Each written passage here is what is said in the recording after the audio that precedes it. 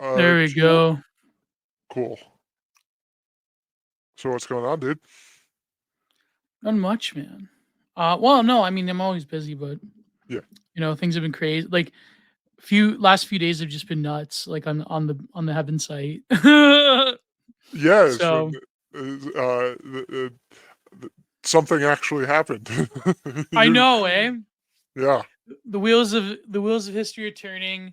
We are desatanizing the timeline Mhm. and the rest of the world. So Yeah. I love it because that was the speech from the Z-Man, not Z-Man.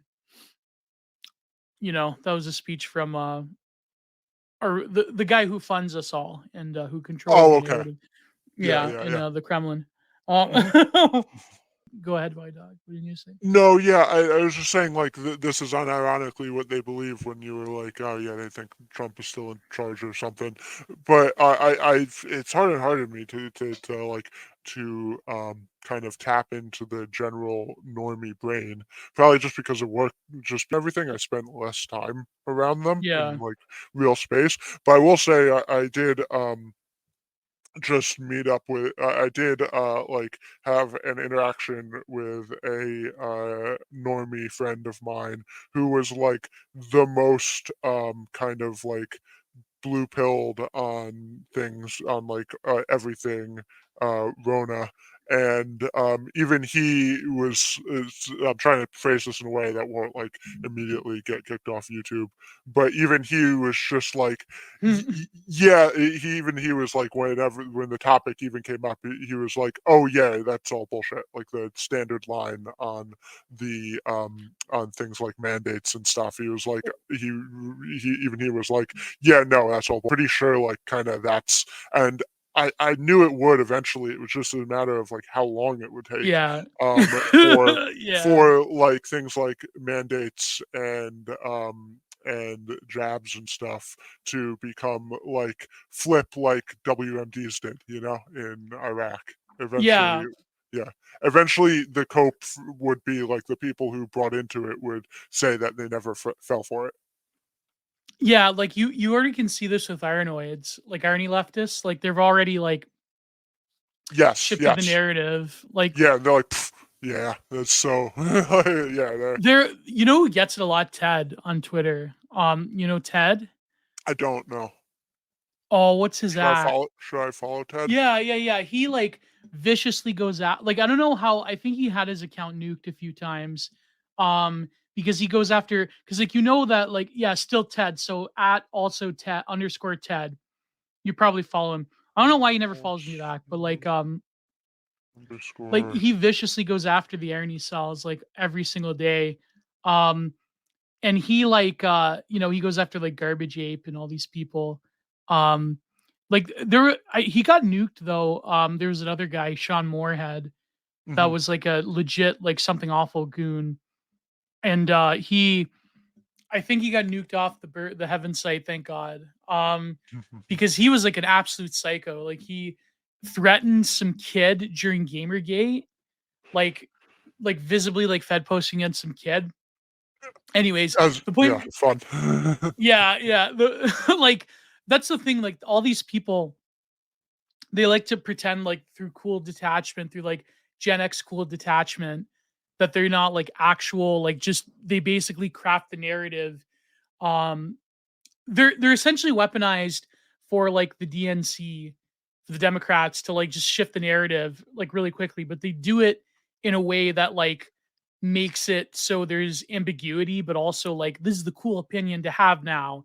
Like Yeah, that it's fucking like, Sturgeon Law guy does it. Yeah. yeah, it's like, the mainstream version of that is like when Jon Stewart went on, I remember this distinctly, went on Stephen Colbert, like after months and months of like It's like, yeah, lab I got the leak. lob right there. The lob is right there. Yeah, I Yeah, yeah, remember yeah, that. Yeah, and yeah. everyone's like, "Oh yeah, like someone finally said it." I'm like, Now we can believe it. Yeah. yeah. But like what they do is like they're already crafting the narrative of like they said this to Ted, this one guy. I think he's like a low level Janny for like these ironoids, like garbage ape, where they're like, oh, you're or DKL Marxist. I think it was DKL Marxist. That fuck, I hate that guy so much. Because like all these guys went after me, by the way, when that one the one guy that keeps having accounts where he pretends to be Nathan J. Robinson of that like schizo thread against me back in the summer. It was, anyways, and not to bring up ancient history, but Okay. like they they said like, bro, you only had to like do stuff like wear a mask and like get your like get your Chinese what was it? What would get the sacrament. See, it's been so long, Oh, I've even yeah. forgotten what to say. Yeah, Like, it's it's only been a I few mean, months, bro. It's a few months in 2020, bro. Like, it's no big deal. Like, you're making too much out of it. Like, that's literally the narrative shift. Is that you're like the way they do things is they normalize um basic bitch like DNC opinion by like saying that's not cool. Like, this is what normal people believe, bro. Touch grass. Like, so they're saying that you're weird and you're not normal and you're not touching grass yeah, because it's you still everything's always about like yeah. yeah, like not being the zebra that strays too far from the herd. Like Yeah, but yeah. now it's like you're not cool if you don't believe that the impositions were only there and like maybe for a brief period, a few months in 2020, and you're weird if you think it went longer than that, and you're weird if you think it became like a whole like biosecurity state of exception theater Yeah, that the like dictated got society. people got people like fired from their Nobody jobs. ever got fired. Those people probably deserved it anyways because they're chuds. Yeah, So yeah, exactly. Well, I mean, that was the whole point anyway. It was never about public yeah, health. But yeah. But yeah, anyways, no, I have like kind of just like a working theory that like one of the main like pre-political divides between people, like pre-political in the sense that it's not inherently political, but mm, but right now it's predictive of where people will fall politically, is just the ability of someone to internalize and accept euphemism, um yeah. where like maybe if I'm sure there were times where that would have split in the other direction as well, but right now it's really like left, like the dominant progressive leftist mind is just all about engaging in euphemism and and dancing around reality in that way, and people who just kind of uh, naturally recoil at euphemism are more inclined to yeah, to split and be an enemy of that sort of thing. What do you mean by euphemism? I mean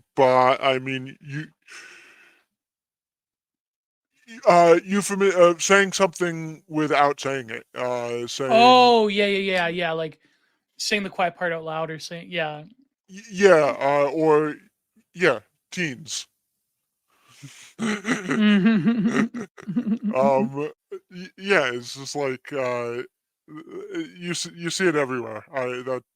But hate speech is a euphemism. It's Oh, all yeah, exactly. mhm. Yeah. Everything around LGBT Affirmative care. yeah, is you Yeah, exactly. yeah. Affirmative care is a perfect example. Like, but that's the thing about like Twitter. Like, no longer is it about like disinformation. That didn't work anymore because like literally anything can be that. But now it's about hate speech or it's about which I mean, like in a one sense, I feel like so he said this the best the other day, where he said that like there will be like changes. They won't just like ban you for no reason, but there Uh-huh. will be like a huge deluge of like bad faith people that will or like like just low level chud like wignats who would Mhm. just like screw things up by like fed posting so hard that they will create the narrative. Like, you don't even need like leftoids. Like, the whole idea that first of all, they're morally adverse to even saying the cursed words, especially that one gamer word, Mhm. that they won't do it. Like, if they were smart, they would, but they don't. But second of all, like they don't need to like really provoke and go out there and like post gamer words to make the moderation look bad. There will be enough like 12 like there will be enough like 14-year-olds that went on 4chan, or like there will be like enough people that like exist on like 4chan and Telegram that will come back onto Twitter and they'll like they'll Oh post yeah, gamer words every single day. like that, like the kind of more like hub account, like the bigger accounts don't need to like go out on that limb, you know. No, exactly. There'll be enough people like already. Like there's been multiple articles Oh, I've posting seen, like yeah, I've seen it. yeah, It you've was, seen them about yeah. the gamer word, like Mhm. which they're funny. Like as soon as Musk took over Yeah, it made me laugh. It was the funny. Hyperborean edits, and like Yeah. they Oh, do you see? reinstated David Icke today. Did you see that? I didn't see that, but I saw Nick Land is alive, which was cool. Nick Land's alive. Yes, thank Yeah. God. Thank God Nick Land's alive. I can't believe I knew he was though. I knew he was. Unless it's some Chinese neo China AI Yeah, uh you think hacked into his password. he actually got eaten by the old ones, and like Maybe. they're using he's what you call it, Xi got a a third term by eating the flesh of Nick Land. yeah. And Hu Jintao, of course. Hu Jintao will be in a wet market pretty soon. Yeah. God. Nick Land's what do you call it? Skinwalker now. Yeah. Yeah. It's like that one episode of the Outer Limits where the guy there was like a few people in these underground bunkers where they had to like press this button every half hour or so. Like to like basically it's called, I think the episode was called Dead Man Switch, Uh-huh. where like the aliens had invaded Earth, and like basically the last human on Earth has to keep pressing the switch, or else like every single nuke in the world will go off to like destroy the aliens and destroy the world. And this general like convinces this guy, because then the aliens keep progressively finding like these bunkers. But the last guy who's in the bunker, this general, like at the last second, convinces him not to like let the button go. But then it turns out that that was an alien controlling the general like through this brain port. the old switcheroo, yeah. Yeah, so that's like Nick Land, like the alien AI is like controlling his mind. Um Yeah. is yeah. He's just collecting data right now. He's just working on his machine learning feedback loop. Yeah, I love like the whole like He's gonna be the cannibalism next aspect. he's gonna be the next K. Oh my god, like I love the cannibal aspect of it. Like that one edit of like the Groypers. It's like these like mutant like zombie Groypers eating a soy jack in like an unfinished basement. It's always an unfinished basement too. It's like that's I love that.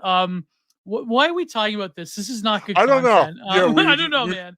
that's But okay. What do you think's gonna happen? So what I guess we'll talk about the current thing all our a friends little are gonna bit. come back. Hyperborea will be discovered in the Arctic Circle. Oh yeah, Um, well I oh did well, no, sorry. Were you gonna ask about Twitter about what? yeah, but before that I've been I had We didn't finish our discussion in AI. That's what I wanted to hear. This is way okay, better well because like just the energy in the air is like. it's fun. Yeah, I'm having a good time. Before that there was You see, good everyone tweet man got nuked for threatening German bishops. who did? Good tweet man. Oh yes, I saw that he got banned. That And then sucks. Sean McCarthy's like, this is basically like the last guy to die when they like the Oh last yeah, guy yeah, to die that in Vietnam and when they withdrew.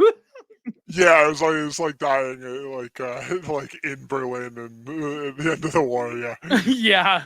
yeah. Yeah. Or the guy that died coming home like drowning on the he fell overboard in the ship. It's like Oh yeah, that's but which yeah, is tragic, but you know.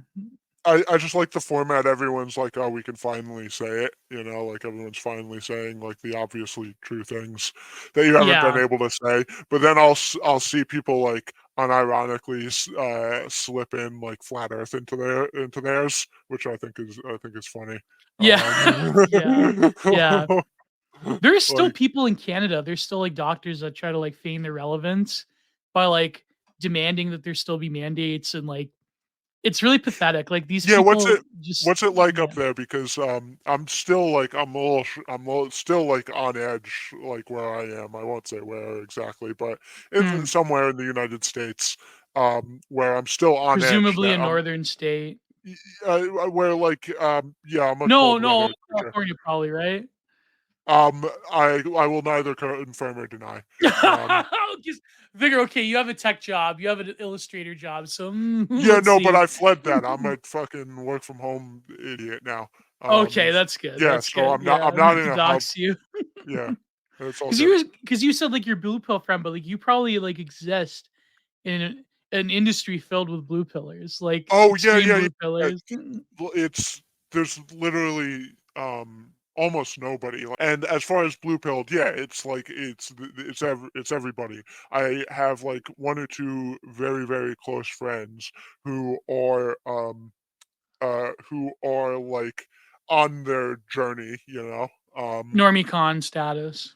Not even, but like just like kind of like very like kind of like Very Weiss accepting of it. containment zone. Yeah, accepting of anti-establishment narrative, Mm, and yeah. kind of like understanding that in fact the progressive like that journalists lie, and that like the state is a progressive state more or less, you know, like Yeah. understanding that, but like would never don't know like would be The esoteria of like why yeah, that they'd is. have no idea, who they've never heard of Nick Land or anything like that, you know?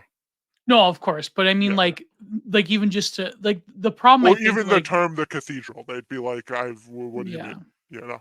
that term's cringe now. Now that Tim Pool's I used it, know, it's well, done it's for. yeah, anything you think about it, and it's like, "Oh, well, yeah, it is an ancient term at this point in Yeah. internet speak," you know? It Well, it's is from like like 2007. yeah, That's like ancient exactly, like, it's amazing internet time. it's amazing it's lasted this long. What else was going around in 2000? It was like lolcats, you know? Yeah. Yeah. I Mhm. mean, I'm even like Bugman is like I believe from 2015 or 2014. Like, Yeah, it's yeah. more recent, so you still hear it more. I'm old, so I have more trouble, kind of updating my vernacular. Yeah. Like I mean, why America is actually a surprisingly older term. It's like from that same time of like 2007. Mhm. Because the guy that wrote the you know that guy that does the America blog with a K? What's his name? Brett Stevens? Or I know I Brett forget his Stevens. I forget his name. I should look it up, but yeah, why America is an older term. But I think like the big thing is like people don't like not even normie cons, they don't like truly internalize like why it is that way. Like what The you know? It's, that guy Aaron McIntyre, is that how you say his name? You McIntyre, know, yeah. Yeah. McIntyre. Yeah, he's probably the most succinct and probably the best communicator on this stuff. It's like people get to the point where they see kids being like trans kids and stuff, but they will, and they're like, I don't like that, you know, but they can never take it the step backwards that you need, you know, like, Yeah. there's a certain number of people who are like, see the state of things and see like now, but if you even suggest that there's any connection between that and something like the legal apparatus of civil rights, they will never like they're unable to make that connection, that that is just the same thing but a few steps backwards in the Yeah. process. Mhm. Yeah, and that the logic can never end or well, Yeah, that like yeah. yeah, like what's the limiting principle of civil rights? How like when trans people say like trans rights or human rights, and you instinctively know there's something wrong with that statement, but why are they wrong? What is the limiting principle of civil rights? There is none. Yeah. Yeah. There's no Mhm. limiting principle because there's no end to human desire and imagination. Yeah. That's like at the root of like I know this is like very basic points that like if you were Mhm. listening to like or in McIntyre or Charlemagne a few years ago or whatever, Mhm. um I don't know, prudentialist, like it's like, you know, you get this because there's no end to desire. Or if you've read Christopher Caldwell, like there's no end to desire, there's no end to imagination, Mhm. And and there's there's no end no to end. suffering. Yeah, and there's no end to being able to see that like legal framework and be Yeah. like, well, that apply like if this is applying to protected classes, you can infinitely divide up protective classes, and then it's up to a bureaucracy to decide which protected classes are legitimate or illegitimate, and Mm. they'll do that based on like on friend enemy distinctions, you know. Yeah, And and yeah. that's what I mean. Like the friend enemy. Like I was thinking about this today with like because I was on a Twitter space with Kat and what's the guy's name? Blowfish.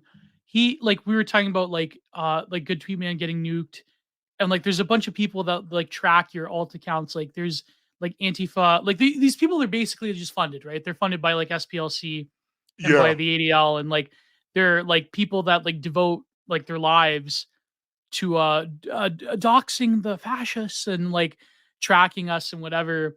Yeah. And it's like it's actually scary like how like maybe hopefully the moderation team in Twitter will probably like now that they've been gutted, these people won't have any power because I guarantee you people Well, probably there's that work in they Twitter. absolutely work inside. The Yeah. people, they work hand in hand. I worked for a news organization years and years ago where I know for a fact that the journalists were like friendly with Antifa. They were friends and they were doing PR. Yeah. Yeah, yeah. They would gladly for a second, and I know it's the same thing in the tech, and they work through proxies. The like same thing with like ADL and stuff like that. Is Yeah, there's a few that we know that you should ban, like you should block immediately.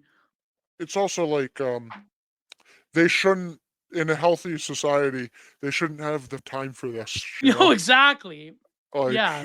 they really Like shouldn't. why would you okay, so why would you Like, it's dox and harass someone? they make it a full-time job. It's clearly Yeah, it's they literally don't have yeah. much else going on with their day, and a lot of that comes to, like, I would think I've told you about, like, how many, people in media, just like their jobs are make work programs. They're make work programs so Yeah. that, like, they work 1 hour a day answering emails, and then they're ostensibly getting paid to do that, to be like little ideological foot soldiers, Yeah. but like with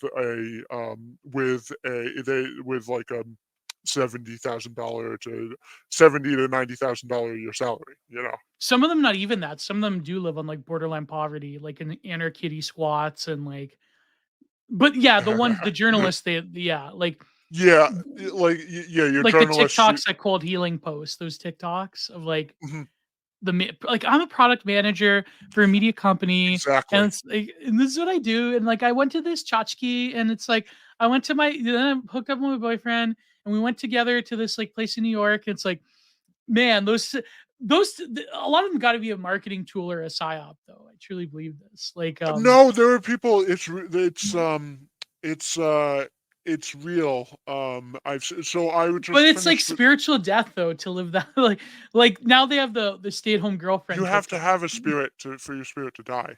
Um, Oh, that's true. That every Antifa account, like they have exactly. You have to have a spirit for your spirit to die. The only way you could be a journalist nowadays is if your spirit, like you have none to begin yeah, like there was nothing there in the but yeah. So I just finished a job where I think on the last one I told you too. Like there's like a lot of administrative bloat, but it's really funny now. It's just like gotten comical. It's gotten really comical, and I'm like any day now. I'm like it's gotta collapse. This can't. It's Yeah. I feel like a like a mortgage broker in 2007 or something, you know, like, because I was just on a job where I was making an animation. I was the only animator. Um, Oh man. I had a lot of I had a lot of deliverables, and uh, I was hired by an agency. There were 4 people working in the agency, and they hired me to do the animation for their clients. Um, so those 4 people were working in the agency. They gave me notes on my animation, and then it got sent to the marketing team of this other country where 11 people gave me more notes on the thing. And I'm like it got to the point where it was like we gotta stream like I don't know how to streamline this process because it's taking like a long time. And and those 11 people on that marketing team, that's what they do. None of them were like editors or designers or anything. They were like they just kind of, they were strategists and copywriters, you know. They just look at stuff, and so there was 11, and the it was a 16-person team, and I was the only one that did. I animated the whole thing. There was no one else that made any actual work. Oh my And god. What was the and animation about? oh, just your general like uh it's funny. It was just your general like kind of like how this tech thing works animation. You Oh, know. it's yeah. Because I wonder who does the animation. I don't know why I got addicted to a few of these. Um, they're like safety council people that like have accounts on YouTube, and they have like these animations of like these ghastly disasters and like ups that happen. And it's Oh, like I know some can you guy they send that to me? animate. Yeah. Can you Like, send like that to me? I'll send you a few of them, yeah, because Yeah. like there's like you could tell like it's like super cheap like early 2000s animation too, Uh-huh. and it's like they had to animate a guy getting blown up in like a sifter tank, you know what I Yeah. mean? No, Or a guy my falling down his shaft in like an unfinished building, like yeah. No, my project was a combination of like some 3D animation and some cell animation, Oh, okay. in kind of like a and as always, like I pitched the project, and I did a bid, and I got the contract, and they're like, we love the work, we love the samples, and it was not like your generic style. But this always Mm, happens. I knew this was gonna happen. And then as soon yeah. as you get into rounds of notes, it just gets worse and worse and more generic, and you're left with that, and then you're just like, yeah, well, like, because it starts out, every job is like, we want something like new and original, and then Mm, as soon as you do anything that isn't like your generic textile, they're like, can we make it more like a generic textile? And then they're like, but in a way that's like new and original, and then you give them the generic, and then that's what you get, and then you get paid, and then I have an evil fucking alt uh, alt account, so where I get my yeah, there you go. angst out. Oh god, but that's what I mean, like, it's like, we want you to be original. We want you to do the same thing over and over again. It's like I think that was an episode of Smiling Friends where it's like, yeah, we wanted this original direction, but it's like you have to do this, this, and this, and by the end of it, it's like you're not doing the same thing. Yeah. Um, Yeah, yeah. Smiling Friends is pretty rules. The animator on that, his like YouTube animations, the old ones, he like Well, his like isn't it like the Oni and Psychic it's Pebbles? that psychic. Is it Michael Cusack is the animator? Or is that the voice actor? He Um, does both, I think. Like Psychic Pebbles used to voice all his own things too. I'm thinking of oh yeah, I'm thinking of the guy Michael Cusack. Yeah, yeah, yeah. He had some great animations, really funny ones before Smiling Friends of like just Aussie life stuff, like of just like the YOLO series, and then he also did Australian Rick and Morty, was like one of the only genuinely funny Rick and Morty things. Oh yeah, that one. Yeah, yeah. Yeah, Oh God, Rick and Morty. But it's like yeah, the industry. Um, to wrap up like that thought. yeah, I'm rambling. No, no, it's cool. No, we're all rambling here, but it seems when we get together, we just ramble. But maybe people like it. But your voice is way better, so hopefully people will like it more. Yeah, I'm really sorry. I feel like such a dummy on that last one. I was like trying to be all smart, and then I got my voice modulator. You need like the original, like was it Digitech? The one in the '90s that Paul Masvidal was using from Cynic. It was like you need the alien one. It's like that'd be Yeah, amazing. that's what that one kind of sounded like, the original one, because I Yeah, was trying yeah. to actually solve the problem. Like the zero HP has like the The just the deep deep one. voice one that I have kind of now, and I was like, oh, I want something a little different, and I'm not an audiophile at all. Like, so Mm. I just was like, oh, that one's kind of cool. It's kind of like robotic, but it's not so heavy as the deep one. So I thought it worked, but it was just people hated it, and and Yeah. I get it, you know. But no, the one I really want is the one from Death Note, where it has both Oh, the low yeah. and the high voice at the same time. The Death Note shirt with the Yeah. book "Millions Must Die." That shirt. Oh man. But no, yeah. So the Twitter renaissance is commencing. Like okay, yeah. I think that yeah, these people they're obviously they don't have anything better to do, and they it's very weird how like culture war discourse has like gone about like it's like the whole apparatus of it is quite funny because I think they know like they know especially with Twitter like the real kayfabe of it is that they're not going to have as much power or influence and they're not going to have the ability to concoct like a state of exception. You know what I mean? Like it's very interesting like um like we were saying like doxing people or whatever. Mhm. It's just like when you're a face person, it's like it does still bother you, but then like, yeah, like I literally have nothing to lose. Like, what are they gonna do to me? Like it's but when you do have something to lose, it is quite worrying unless you're like willing to transition to like doing something that makes you anti-fragile. Which I think like that's the big issue. That's like the alchemical Yeah. stone Yeah, of like it's very difficult to do that. I've done it to an extent in my own life, but it's like it's more way more than most people. Like enough that I was able to get around most of the good stuff.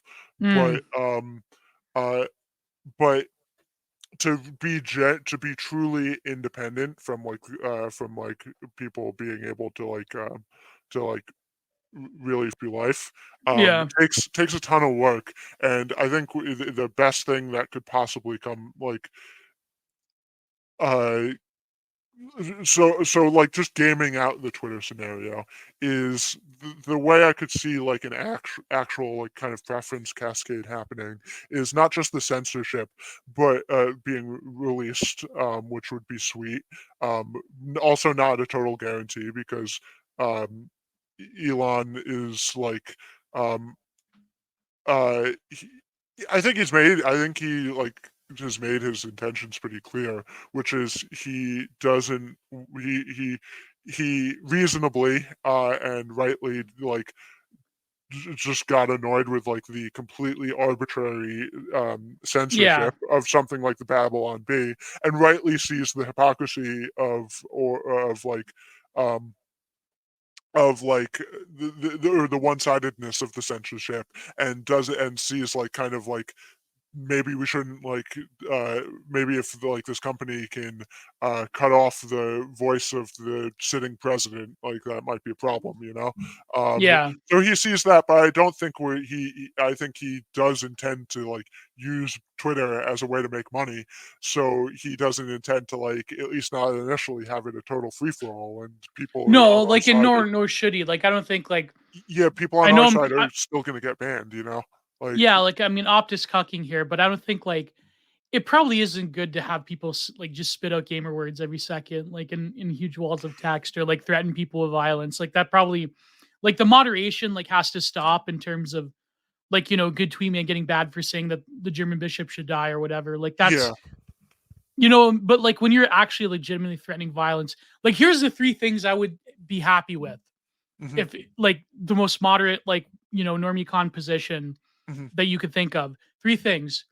Um, Number one, they get rid of arbitrary banning, obviously, and Yeah, they get rid of lifetime bans. That's nonsense. yeah. Except for like extreme cases, like if your dog, like which is leads to number two. Um, get have fair, like actually enforce the rules, not arbitrarily. And you would do this by getting rid of the Trojanies, obviously. Yeah, You yeah. would have actual moderation in terms of doxing information. That if Mhm. anyone, so basically all the Yeah, Antifa just accounts, an actual single rule set that applies to everybody is what you exactly. yeah, yeah. So all the Antifa accounts would basically disappear overnight if that actually Mhm. happened. Because Yeah, if the Annies were like kicked out and you had a legitimate moderation team and you actually enforced on a fair playing field, on a fair basis, doxing, like not doxing people on yeah. the Bird app, then basically the Antifa accounts would disappear overnight. more or less. But then Yeah. people would be like, the ADL would be like, oh, this is basically getting rid of hate. Like it's enforcing hate or whatever. If you like not like, which is so stupid. Like Yeah, if they you're say that about they still, like, even with all the censorship and stuff, they they claim still bitch that and gripe, they yeah. still bitch about it. So they're just delusional or lying or both. I don't care. But you I have don't care to, about yeah, you what don't they say. care if Yeah. exactly. You like who cares if they're lying? They are lying. They know they're Yes. lying. Yeah. The SPLC, like these people, these anti-hate groups, like they would disappear overnight if you couldn't dox people legitimately. Because Yeah. like you know what I mean? Like Taylor Lorenz would Taylor Renz would be out of be done business. for. Yeah. Carl Meza Um. would be done for. All the Yeah. Antifa accounts that Carl probably work Mesa for is already done for. I haven't heard from that loser in, like, is he still around? yeah, he's like Whatever. one of the worst. Like it's just yeah. Yeah. That thread about how they're all rich kids was Yeah. incredible. Yeah. I remember that. That was cool. And Yeah. that guy got banned. Yeah, oh yeah, definitely. No, he nuked his account before they banned him. Oh, Yeah. okay, okay. But no, Um, that's what I mean. If you like could enforce and number 3 would be okay, reverse lifetime bans, I have a number sensible 3 if you yeah. But, I'm trying you to first, think what number sorry. yeah, you my number So 3 would my number 3, I think the most consequential thing, actually, even more than that, is oh, the, appeals process would probably be that. Like okay, fixing appeals mine is different. I think the most consequential thing, even more so, like, than even if doxing. they kept and the arbitrary bans, is the algorithmic boosting and deboosting. Oh, that too. Yeah, shadow banning would have to not exist anymore. Yeah, and just the you're already starting to see it, like the how psyoped and propped up a lot of these Twitter influencers are. Um, Yeah. like like if they lose their fake like armies, Oh, they're done yeah, for. Yeah. yeah, that would be amazing. Because how Um, is it that account with like a million people gets less engagement than like a literal groiper with like 500, you know, like yeah. 500 followers? Like it's incredible. Yeah. Like, Um, yeah, the only thing I can think of is, like, there's just a certain type of person that, like, follows that sort of thing, which is, like, oh kinda yeah, like yeah. you're just, like, disengaged normie, but, yeah, so what? They're disengaged, they shouldn't, like, it's good. Um, but I think what I'm trying to say, about, like, um all of this is, so yeah, there's still going to be content moderation and stuff, but it's not going to be enough. Like, the usual suspects, the people who Oh, kind they'll of gripe are about it. Yeah. the people who are used to being able to boss around and direct the narrative and direct large corporations, like, to do the, like, it was hilarious. You saw how impotently, like, all the Twitter employees who are very Yeah. used to having what they say listened to and get done and their demands met, like writing a list of demands to Elon and then being like, "Oh, well, they're obviously going to get fired," but they just have that mind. What they're going to do is, like, say, the big one would be if Trump gets back on. Oh, definitely. Yeah. Immediately, there's going to be a big push for, like, all the advertising, all of Twitter's revenue to get pulled. That is the real test, and I don't know how that's going to turn out. But my best case scenario would be that it doesn't work. That, like, for the first time in a long time, these companies, and it might come timely, it could be timed correctly with a little bit of economic hardship, where a lot of these companies kind of Yeah. have to get real, and so they're not going.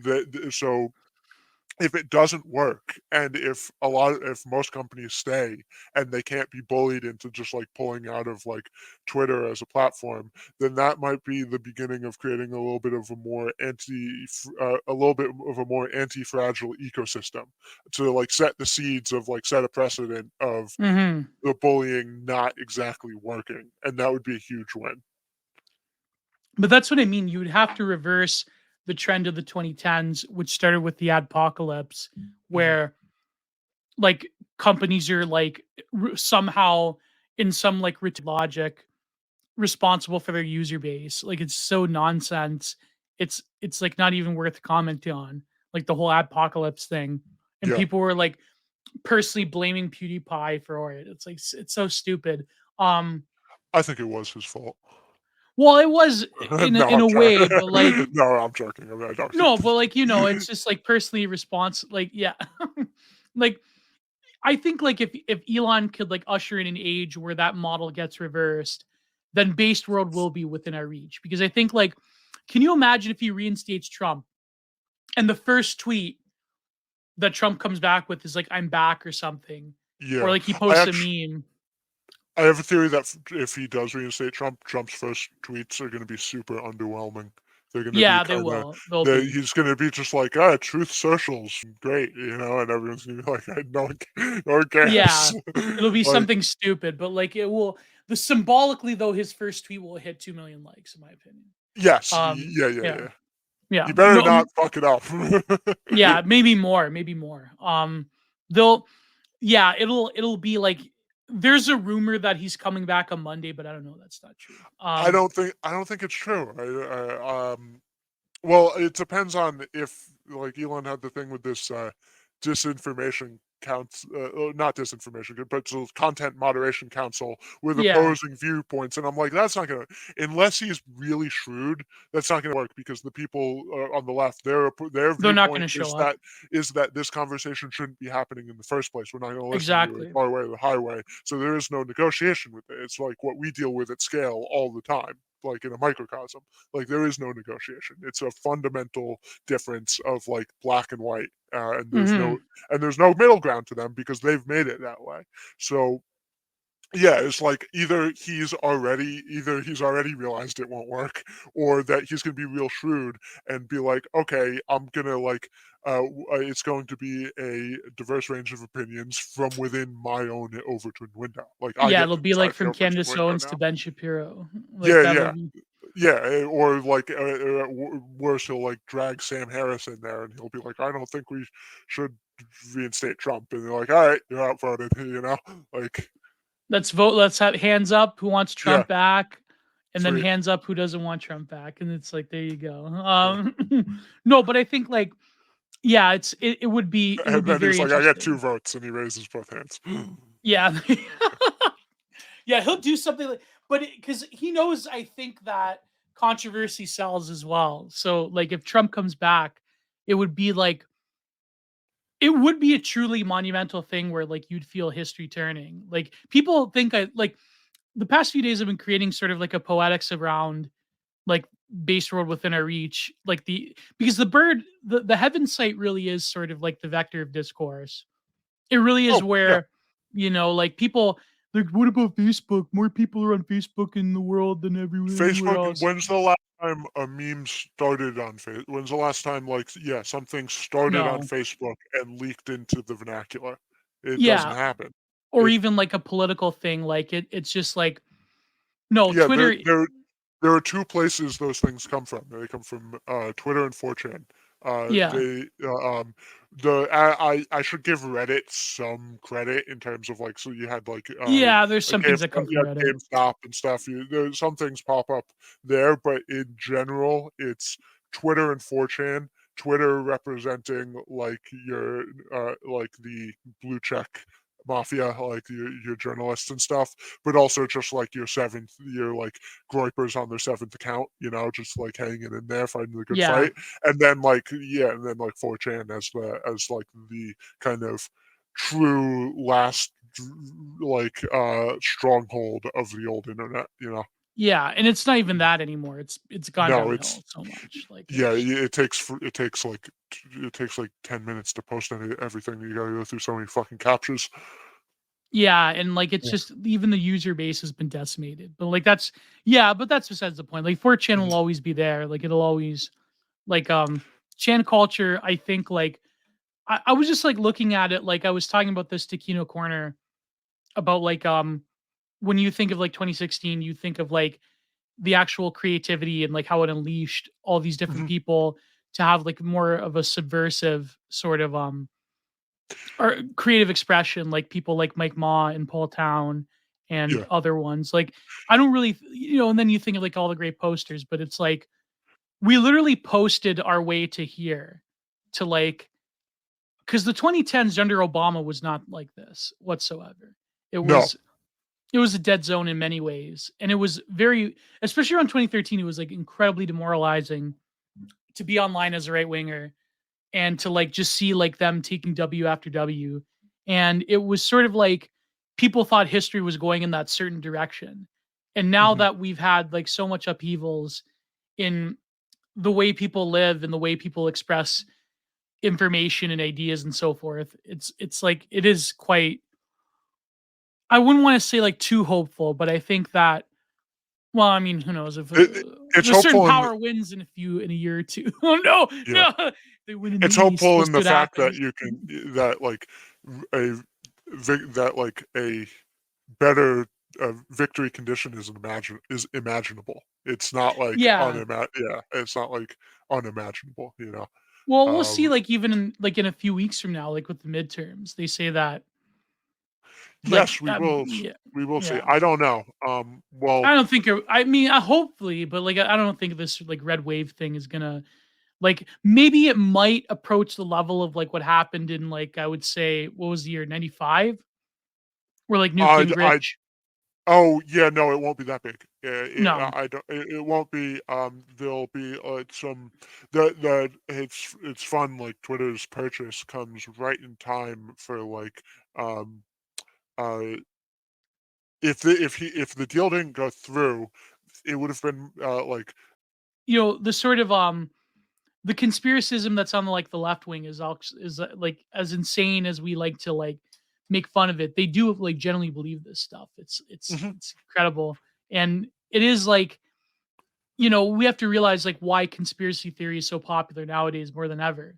Is I think because it has to do with like info overload Yeah, and and info yeah, overload and, like, just kind of, uh that guy Martyr Made talks about this a lot. mm, It's that is how the post-war world has operated for a yeah, long time. It's less kinetic action, like people like less overt action, more covert action. The yeah, changes in the world happen through covert action, but like just as like as way that's just how it's been.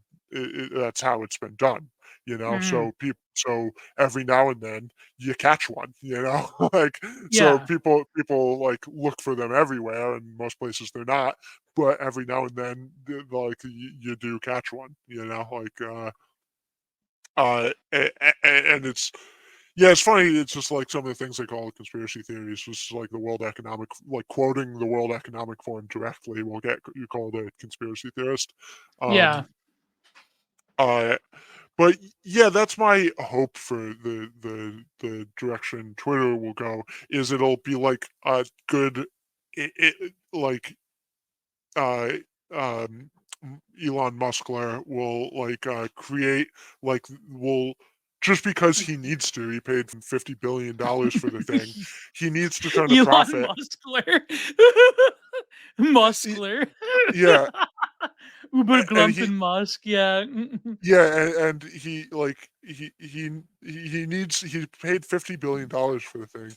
He He needs it to make a profit, he exactly, yeah. he needs to make at least some money back, even if he's like A $50 million hobby pursuit. billion, yeah. Like I kind of believe, like generally, I think like a lot of people like to think people have hidden agendas. Like for the most part, I've found that like what people say is genuinely what they think. Well, like Yeah, there are some people who have to like kind of really play it close to the vest. I mean, like if I met some of the big anon accounts, you know, in person, yeah, I'd probably never know, you know, because they have to be secretive. But like someone like Elon, he says like I'm not doing this make to necessarily make money, but it's still a company at the end of the day.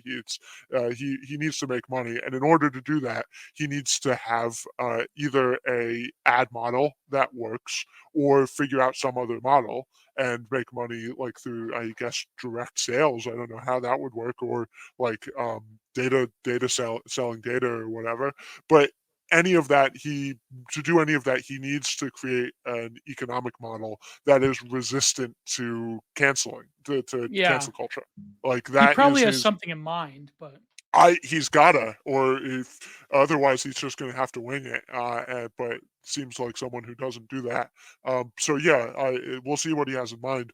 But it'll be interesting to see like the first overt attempt to make a $50 billion cancel culture resistant company. You know? Mm, mhm. Yeah. Yeah, because I don't think, like, he can't really go back on moderation, like, that was the big selling point, like, why he's buying Twitter to begin with, Yeah. because of all the, like, shadow banning and all the moderation, all the crap and all the Jannies, and it's like, I don't think he thought about that, but, like, you know what I mean, like, it's He just probably didn't think of it in those terms, but yeah. no, but he like, we have an idea of, like, why, Yeah, we all know who banned the Babylon Bee. You know? oh, And, yeah, yeah, yeah. we all know. Yeah. Well, same with that, like, yeah, same with, like, that's what I mean, there's a bunch of, there's things I think Elon knows about that we don't know about, or we do know about, but we can only speculate on. Like, for example, there was a story the other day of, like, all the Russian drone pilots that got doxxed from the Bellingcat. The Bellingcat is essentially just a CIA operation. You know what I mean? Like, that's, What's you the know what I mean? Bellingcat? It's like this DC paper that's, like, quote unquote independent. It's like basically all the neocons and glowies, Got you. like the neoliberal side works for Bellingcat and, like, Antifa Sure. people. It's like where Antifa people and, like, neocons get together. Yeah, and they trade notes. Yeah. So the journalist that doxed all these, like, quote unquote Russian drone pilots, that basically the CIA probably just handed this journalist information to, like, put Yeah. out there. Oh, That's the way it totally. works, you know, like, Yeah. that's, and people that think otherwise, like, this is what I was crazy. Like, before we went on air, I was listening to Prude do his Saturday stream, his geopolitics stream. Hmm. He was reading this article from Fukuyama, and, like, you know, literally everything he's saying is a lie about Russia and how great the liberal order is. But I Uh-huh. realized that, yeah, but I realized that, like, what was I gonna say? I realized that it's not, to them, it's not lying though. To them, it's not lying. It's basically, it's the worldview of the regime, and you can basically manufacture consent within the parameters of the regime. And so people can't accuse you necessarily of lying. It's like, well, this is what everyone believes because all of the official channels of power believe. But Hmm. also, the problem with Fukuyama, this is what I was going to say, is that the way he's talking is he presupposes that liberalism is like a 100% consent based proposition notion, and that world events, like he was talking about Iran and, like, Russian, the failures of Russian intelligence, um, he presupposes that all of these things are organic. That one day, for no reason at all, a bunch of our fucking hojabis in Iran decided to protest. Hmm. That there's no, like, army of NGOs in all of these nations that are hostile to the regime, that Yeah. agitate, that create color revolutions. This is Yeah. this is an interesting thing you brought up that I've noticed is there is a type of mind, just as there's the conspiratorial mind that Hmm. gets lost in conspiracy Oh, and yeah. is they they're, they think their pineal gland is calcifying because of fight, and like they can't have a coherent worldview because they're lost in conspiracy. There's the opposite of that, which is the type of person who refuses to acknowledge the existence of any I don't even want to call it conspiracy. I guess I will, but who cannot even imagine the existence of any knowledge that is kept from you, the existence that Yeah. there might be something going on, that everything is as it is on the surface level as it's being presented by Exactly. the history books and the news broadcast and the thing, and they don't think there's anything deeper to it than that, and that person ends up having a worldview that is almost equally as incoherent as the person who gets lost in conspiracy. Is Yeah. yeah, the official narrative person. If you followed the official, I think COVID is just like the perfect example of it. Is if you followed the official narrative and accepted the official narrative as true, word for word throughout it, you will you have to. there's no way to recite the history of raid in the official narrative without contradicting yourself 8 times. Like, it's an Yeah, and incoherent even worldview. even when they switch like information at an official level, Mhm. they're like, "Well, I guess you just have to accept the new download programming." The Yeah, downloads. Yeah.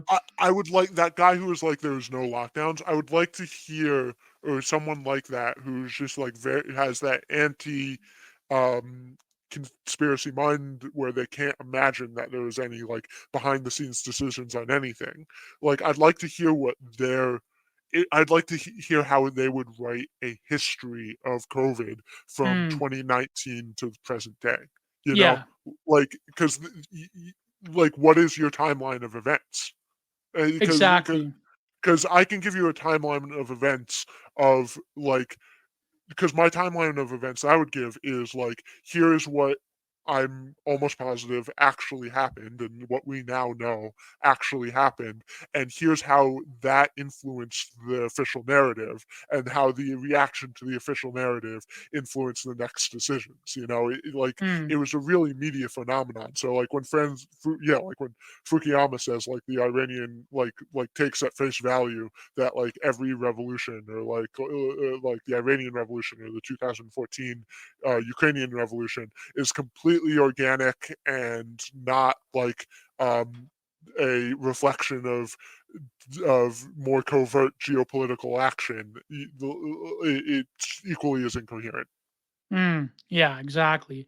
That's what I mean. Like to write that history, um, it's incoherent, but it's almost like well, you know this, you're an animator. You know that term shovelware? Yes. Yeah, I mean you're probably in the animation, you're probably intimately familiar with it, right? Um, so shovelware, and I only knew this because I was watching an old Helsing Helsing 320 rant or 420, not 420. Yeah, Helsing 320, 920s, 920. Yeah, he's dead now. R.I.P. to a legend.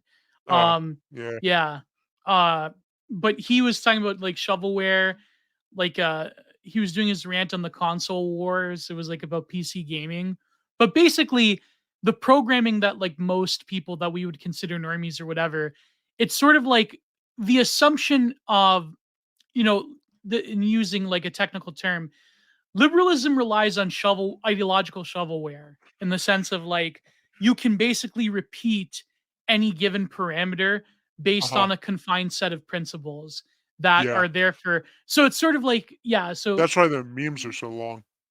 yeah exactly because that's the shovelware that's like Yeah. you can fit new information based off of the pre-existing parameters you just would change the aesthetic template or like that um superficial metric of a game. Like for example, a game that has shovelware is like, basically they'll use the same game engines for the same things, but they'll change up the aesthetic or they'll change up the game itself. Like, Yeah. but superficially, like they're still fundamentally the same. Yearly Call of Duty releases. Yeah, they're Yeah. Adobe Creative Cloud 2022 instead of or they want to be CS6 or CS5. Peak Yeah. Adobe. Yeah. What would be an interesting experiment for you What? if you were to do animations where you take skins from design things in Bryce 3D first and then animate them. Bryce I wonder if you could 3D. do I that. don't even am I do I even know Bryce 3D? Bryce Bro, I thought you were like 3D. a Gen X boomer. You should know Bryce No, 3D. no, I'm a millennial. Oh, but you're like an older millennial though. Um, I'm y- uh no, I'm like millennial. Oh, okay, man. Yeah. Yeah. You Yeah, don't know I'm Bryce 3D? no, I'm ashamed. Oh, I love this. This Yeah, this is rules. like the No, Y2K aesthetic stuff. This is yeah, like no, early 2000s. other animators will like be able to tell my age range based on this. I learned 3D in Maya in college, and then said Yeah. and then said that and used Cinema 4D professionally until the last couple of years where I just switched to Blender for everything I can get away with it because Oh Blender yeah, okay, is you are way a core better. millennial. Like Yeah, yeah. that, yeah, yeah. Because like the Zoomers, they only know Blender. Like Yeah, the Paint Zoomers only Pixels know only knows Blender, Blender. and they don't know how lucky they are. Because Blender really does kind of rule, and like, uh, the, learning in Blender is way and Blender's cool because a lot of Cinema 4D had this problem where it let you do things easier, but it dumbed down the program so you don't actually Yeah. learn the core kind of skills of 3D as well. But Blender, if you're good at Blender, you're actually learning you're learning the proper technique too. You're Oh learning man. the model. You're learning. It's just where uh Maya is it's just better Maya. It's Maya without decades of bloat and shovelware, like you said. It just has this Yeah. it just has a really good streamlined process of you can model, then UV unwrap, then texture, and then if you go from Blender to Maya, you can pick Maya up pretty quickly, but you're like, why would I? Because this is just a shittier version. Yeah, like that, Yeah. but that's what I mean. Like ideology in a way works like Yeah, that with sorry, shovelware. I'm just explaining 5D software now. No, it's true, but you should try Bryce 3D as an I'm experiment. going to. This looks awesome. Yeah, man. Like, because that's what I mean. Can you imagine if you're a Gen Xer as a programmer back in like the late '90s, like using this stuff, like the stuff that they had at the time, like Bryce 3D was like obviously like I think it came out in like '95 or '94. Yeah. Um, and then you had like a lot of the first gen stuff. Like it was just everything was just so primitive back then, but then it was like it had a charm to it, sort of like Mhm. gaming as well. Like it had like people that talk about like release older games on new gen consoles with the different specs. It's like why? Like you people don't realize the artistry of like trying to fit like maximum gaming within a small parameter of RAM Yeah. and ability to do things. Like it's Yeah, there's a little bit of history bias there, but it is true that old thing better in this sense. mm, Because I'll put in th- uh the limitations made it you had to have real there's a lot some of the strengths and the strengths and weaknesses of those old games is yeah. that the games were made all entirely by programmers. So the art direction and store and writing was also in a lot of cases done by programmers. So in Oh, a which lot of maybe is cases, not too good, yeah, in a but lot of cases that falls flat, but in a lot of cases it's done incredibly well because they maximize every little thing. I say that Age of Empires 2 has better graphics mm, than almost any game released today. Not because of they're more realistic or anything, but if you open that game up, just the just the pixel art of Age of Empires 2 is just beautiful. It's you're mm. oh, this just looks amazing because they just maximized what could be done with those with that program. Yeah, but in Japan they didn't have that problem because programmers did have a lot of artistic backgrounds in manga and so forth. Like they Mm. Yeah. yeah, like in the West, I guess like pure programming nerds don't have that forte. But I almost think like nowadays the games that come out, they're like, well, people in the industry, right, quote unquote. Like it's just they're like they're terrible. Like they like it's almost like you don't want them to tell stories. Just like stop it. Like who needs like some kind of like cinematic playthrough like The Last Well, of Us 2 or whatever. Like who well, cares? yeah, Like it's the strength of the programmers writing the games is a lot of the time they were terrible and poorly written mm, because they're not writers or whatever. But a lot of the time it kind of really hit because the programmer was closer to being representative of the audience of the game than yeah. nowadays where they Yeah. bring in Hollywood writers and whatever to because a lot of these are blockbuster games and they have quote unquote professional writers and professional artists and stuff doing this stuff, but they live in a kind of they come from a world and a tradition and kind of uh, they come from a background where they are not at all representative of the people who are going to end up be Yeah. playing these games. Yeah, and then they even managed to like most big box blockbuster AAA games are propaganda. Anyways, Oh, like even the totally. new Call Yeah. of Duty is like they had to like consciously avoid like calling out like radical Islam, or like not that I care, but like then they have like this girl boss, and like Russia is evil. Russia's like the funding like global, you know what? Like it's just Yeah. it's like it's OG, you know, like Yeah, yeah. it's yeah, like it's just it's Yeah, it's a the product of, like, the American entertainment industry. It's interesting that we're, like, slowly shifting into a world where, America is no longer the top cultural exporter, like, that mm, like, our movies are not the best movies anymore. Our cultural products are just, like, becoming very one note and samey, and that, like, and that other, because it used to be like everything else in post-war, like uh, oh, also just like the equipment has gotten so much less expensive. Like it yeah, used to be like yeah. you like only a Hollywood studio could afford to make a Hollywood movie, and now like Korean movies, Japanese movies, other Yeah. like you can make movies all over the world now, and even like Chinese movies. Some seen some that are pretty fun. You know, like Yeah, they're they have their own version of propaganda, but it's like based old school Soviet Union model propaganda. Like Yeah, it's so I watched, there's this series of movies, Ip Man. They're kung fu movies. They're oh yeah, Chinese yeah. propaganda movies, and they really are just like racist war movies. They're just kung fu Han supremacist They're movies. Han Uh, supremacists. I was gonna say, yeah, they're like Han yeah. supremacist Yeah, movies. because like it just goes through the level of villain. It's like first his villain is like kind of like Manchu, like Manchu, like northern Chinese, like kind of like shoot like not completely Mongolian, but like yeah, just like northern Chinese.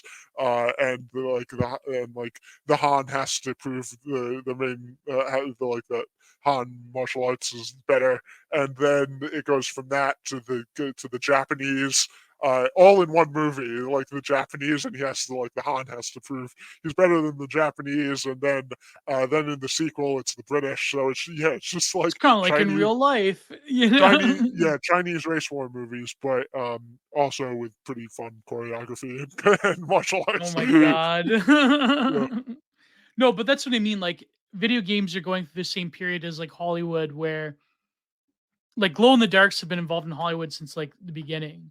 Now yeah, like AAA studios, they're probably getting like the glowy money, or like they're getting the narrative directed to them, because like video games are way more effective on like kids than even like film nowadays, which is kind of sad, but but yeah. yeah, yeah, Anyways, yeah. No, it is sad. It's a bummer. That's Yeah, I don't know what to do about that.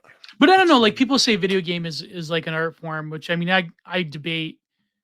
Like I debate uh Reagan Lodge on this like all the time about video games being an art form. Like I don't know. yeah, I don't I think they're I don't know. I kind of think it's one of those conversations that I'm like it just goes around in circles, and like Yeah. I don't get any closer to like anything useful of video games being art form. They require art. They require the skill set of lots of different artists. Um but whether I'd call video games themselves and a like art form, it's I don't know. It's a lot of I err on yes, but not in like but I'd say they kind of are, but like people get really cringy about it, and I'm like, yeah, but like a shitty YA novels are technically an art too, you know, Yeah. like yes they are, but let's be honest about like the percentage that's really punching at a high level. It's Yeah. almost nothing. Yeah. um uh since we last talked, I know you wanted to talk about this. The I think that you're probably be and for now, I'll preface for now, I ended up probably being more right than me on AI art. Oh, In the terms, yeah, yeah, yeah. because Where like do we leave off? I forget where we so, left off. I forget where we left off too, but basically, what we were saying is like You I were was spooked wondering. because it's like I'm basically my job is done for. I Me and my still wife are going to go into a tiny home tent and No, no, I'll get another job. I can work with my hands if I need to. I don't care. But my career isn't that precious to me. It is. I like it, but like it wouldn't be the complete end of the world. Um, uh, that being said, I think like mini Dolly had its moment with fun being able to make memes, and then mm, once the better ones started coming out, uh, like people Midjourney and yeah, people had fun with them for a minute, but it did reach a point where it was like, oh, we can generate these images, but they all look like Midjourney images, or they all look like yeah, this image. And what can I really do with this? Is I can make an illustration, and yeah, illustrations are kind of most illustrations are kind of lame anyway, like yeah. uh, like that, like just like book, like kind of like book color illustrations. What they really are, what they're really like at this level, kind of replacing is just like really fast concept art, that people kind of do. Mhm. And Mhm. even with that, they kind of like all kind of have a sameness to it. Um, I still think they're going to keep getting, but like kind of like they had their kind of like little kind of fleeting meme moment where people were like flooding the internet with these images, and now every now and then you'll see someone like using one to make like very specific anime scenarios. Yeah, and yeah, and yeah. that's their functionality now. I do think that they are really going to have an impact on, like, once Adobe figures out how to like integrate them into their products in interesting ways, I which thought they Adobe will. was done for. No, Adobe's not done for. They suck, but they're not done for. Oh, They maybe I everybody. was thinking of Flash. Sorry, Flash. I was thinking of Oh, Flash. yeah, Adobe is all the programs, After Effects, Photoshop, Flash is now Mm. called Adobe Animate and everything. But I think what they're going to figure out, I think it will have these things will have a very big impact in animation, for the reasons I said last time, because they will figure out how to have them reliably be able to do in between frames in cell animation, where basically like your artist can like um it will just continue to limit the size of teams necessary. It used to be for like architecture that you needed like rooms and rooms of draftsmen Yeah. working on like things, and now you have CAD. So that room of people is now like could be like 3 people instead of like 40.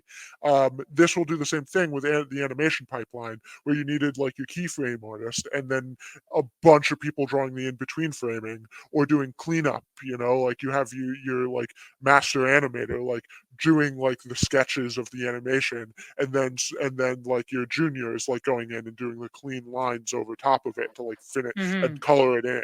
AI is going to be able to do that. It's predictable. It's busy work, and it can do it.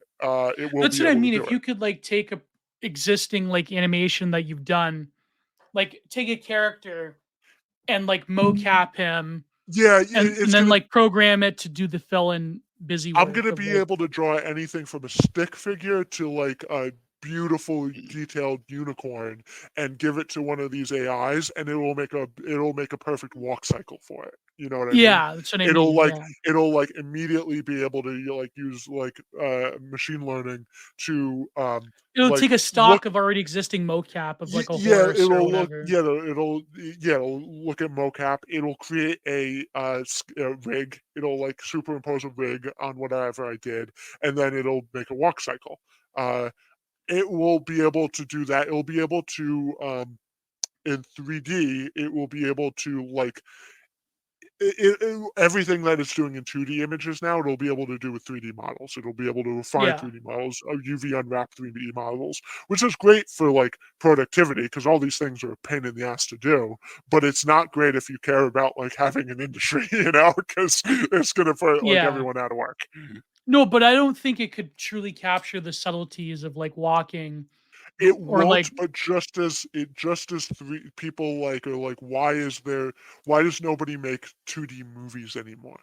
mm, Like it won't completely capture those. It'll be awkward in the air, but it's like everything else in kind of like the ever increasing march of progress, we accept a slightly better version for for dubious economic benefits. It will Yeah. be sure, but animation companies will look at the bottom line and be like, okay, we'll take a little bit share for the hundreds of thousands of dollars it's going to save us. But that's what You I know? mean though. Like it's like if you look at like older animation, like animes, like the Uh-huh. films, like the sequence where they're cooking food or whatever, or even like Studio Ghibli, like they'll have like very like they'll focus on certain animations. And I know it's kind of like dick measuring for Mhm. animators to like animate a sequence of like someone climbing a rock or someone cooking and it's like looks beautiful and it looks Yeah, like yeah. real. Not real, but it doesn't look real. It looks like natural movement. Like that Yes. won't exist with AI stuff. Like it'll just be stock mocap and It like will it will because they'll augment it. yeah. So they'll run it through they'll draw the keyframes, they'll run it through the AI. It'll do kind of a wonky version, and then Mhm. instead of it They'll would fix there it. would and then the cleanup on that wonky version will be a quarter of the work than it would have done to do just like the in between frames from scratch. Ah, I So see. I see. it will they'll still have that, and with that extra time, if they do care about artistry at all, most people won't, but some people will. With that extra time, you'll get more ridiculous amounts of detail because they saved time on doing one thing, so they'll put that time into But just that's the adding worst more though. shit. That's just like photorealism. It's like photorealism is equally the death of art as like minimalism. Like hyper Yeah, extreme minimalism. Like it's well, you know what not I even mean? Like yeah. you could just go crazier. People will just kind of do things crazier.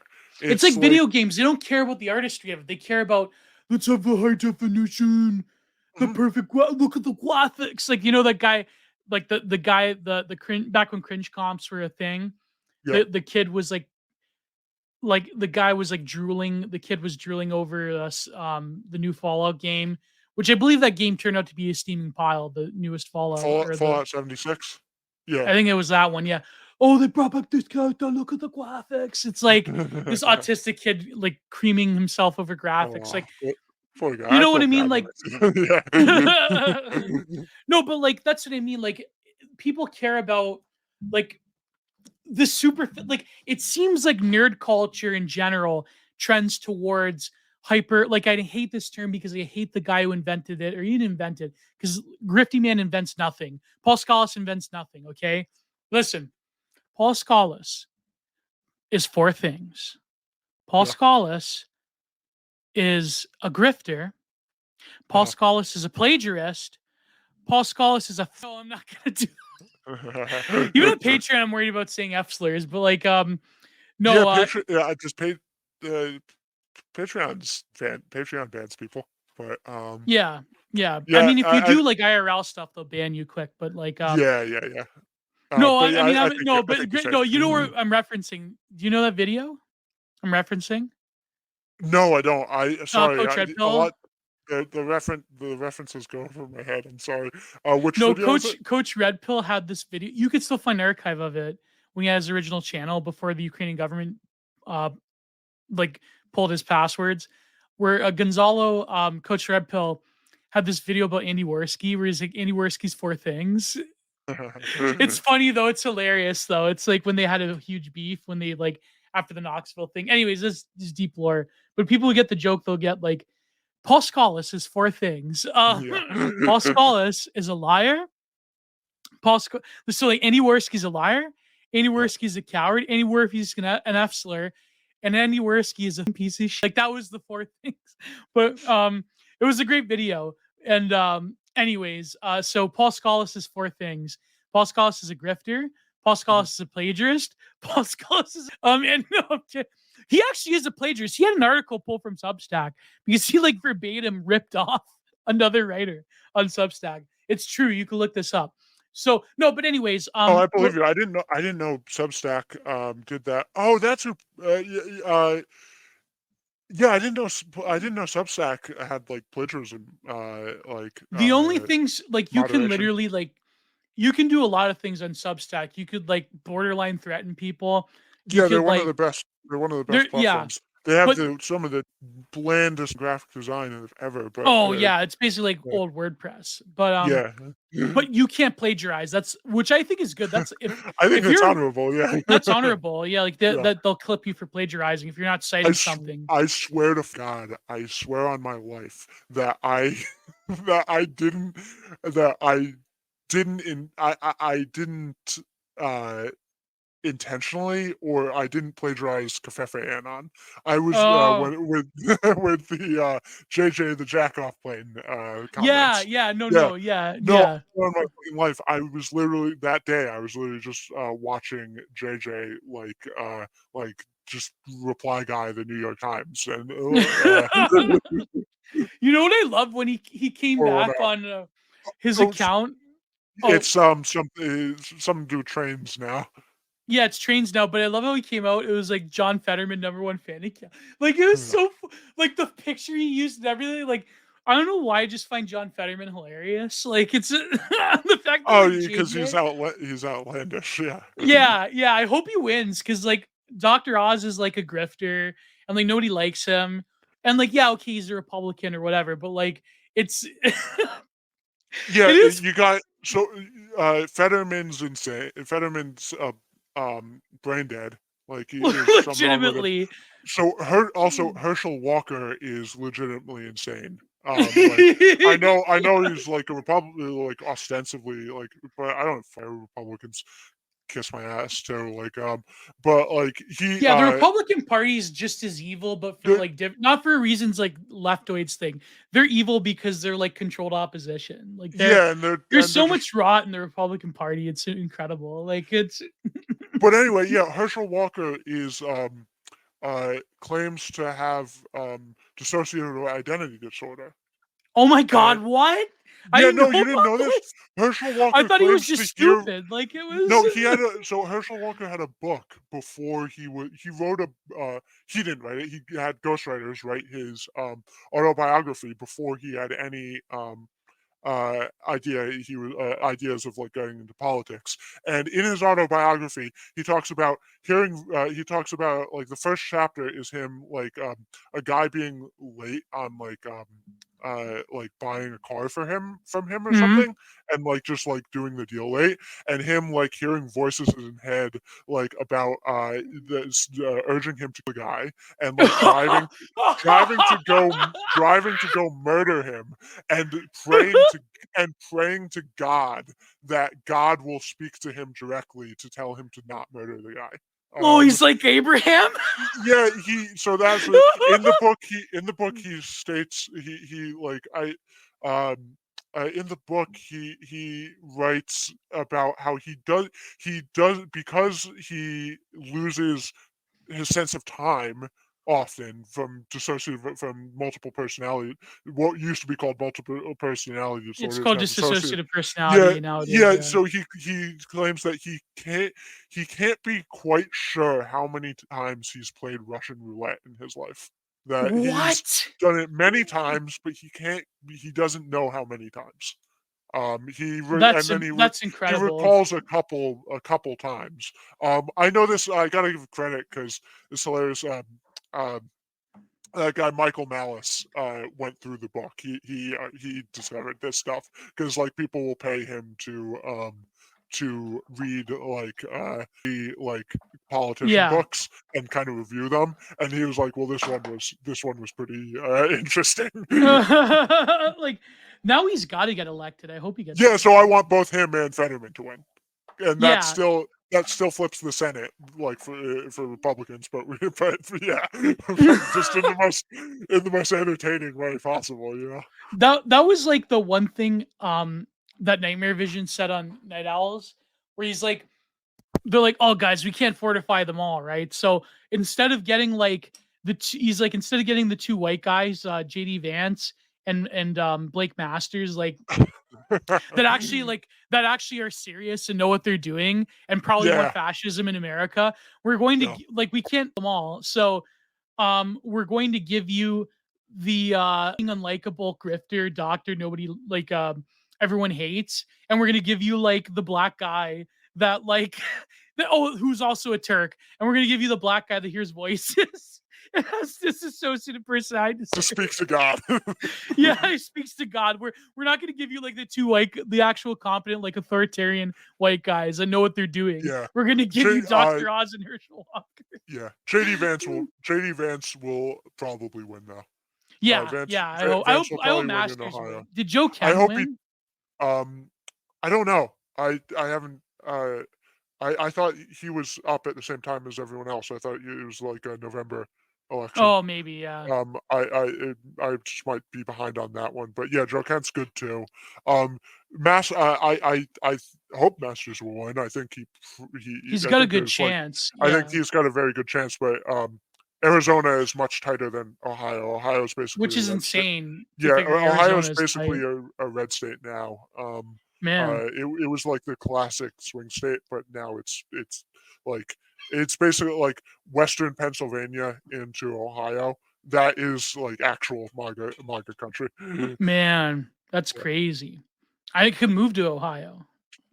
Yeah, come down. I mean, come they live. I through. live fairly close to Ohio, actually, in Niagara. So, no, that's insane. Like, yeah, but JD Vance, he's like they hate him so much. They the hate him. They have libtards. a particular hatred for him because he used to be. He had a very brief moment for them as one of the good ones, as the one they could point Yeah, he into. wrote Like Hillbilly Elegy. he's the good conservative. You know, he Yeah, had a very yeah. short moment of that, Now and they denounce. Yeah, yeah, and now and then he like and then he kind of like said he kind of like said the post like no all those parts about like how the deliberate deindustrialization of America that like destroyed my people. I was actually kind of serious about that, and they were yeah, like, oh no, fuck you, yeah. you know. So now then he became MAGA, and then it's like they hate him now. They like with a Yeah, passion. Yeah, he's not like Rick Wilson. He could have been Rick Wilson, but you know. yeah. But no, what was I gonna say? So yeah. Election news. No, I was gonna say like every like nerd culture thing trends towards like, and again, I hate Grifty Man. Grifty Man is four things. But he called it refinement culture, where people like care about the superficiality of it because everything becomes refined and streamlined to such a degree that the sort of you know things that were happy accidents that were sort of intangible elements of something or a culture or an entertainment thing or even like an industry that they get lost after time because there's sort of like not enough room for intangible elements to enter into it Mhm. that certain people enjoy. So like for example, video games are like that. Video games, the work of art, um, even something like professional wrestling, like where everyone's an athlete, everyone does like the same like indie style. Everything is so refined to where it's not about like how you put a match together. It's about like, can I do a million flips, a million moves, a million spots, a million grapples? Like video games are the Yeah, same. Like they don't care about like the actual artistry of a video game and providing like an actual experience the way that older games did. Now it's about the gameplay. It's like the gameplay. It's there, like, there, there you is know a what I mean? there Like that's is a refinement healthy. culture. The flip side of this, and the thing that's like kind of like will end up being like good but brutal in the sense of like for people who want to like make a living Mm, uh, of all of this is you see it in video games too, and you see it in animation and everything like that. yeah. As the barrier of entry to make things to make like Lowers. a quality product lowers, more people can be one man bands, but then it's just like there's an ocean of things out there, and to stand out is almost impossible, to like make a living doing your thing, offering your product versus everyone else's. Like I was gonna say, there is a pretty healthy, like in a counterbalance to like the AAA gaming industry, there is pretty healthy independent gaming industry. in a way that Yeah. there wasn't, in Yeah. a way that there just wasn't, like in like the golden age of AAA games. I'm gonna say like mid to like 2000 to 2008 or nine. That's those are the last years I can remember like big quality AAA games coming out regularly. And not like as opposed to like where AAA games really started to fall flat later on. But like back then, uh, there wasn't um, like Minecraft started out as a really like just a word of Cheap mouth budget. indie game. Yeah. I bought Minecraft for like in alpha for like a couple bucks. It was Mm. awesome. But yeah, there's a lot of those games now, so that's pretty healthy. But the flip side of that is like it's like trying to become like a creator on YouTube. Like it's like you're just it's like how do you even break through? Um, Yeah. Yeah. yeah, No, but animation. It kind of sucks in animation because all the uh, TikTok is a little better, but like at YouTube, you can't really get anywhere with animation because it's all the algorithm rewards regular uploads and longer content. So like making regular uploads of animation is just incredibly grueling work. And I can't yeah. do it like I can't do it on top of like a freelance work schedule. Yeah, there are Yeah, people that do it, like that one guy, you Freedom know Tunes does yeah, it. yeah, yeah, but I there's mean, this other I don't Umami, wanna Umami, yeah. yeah, yeah. I don't wanna, like yeah, I don't wanna, like, insult it. It's that stuff just isn't my cup of tea, like, the Yeah. quality suffers, you know?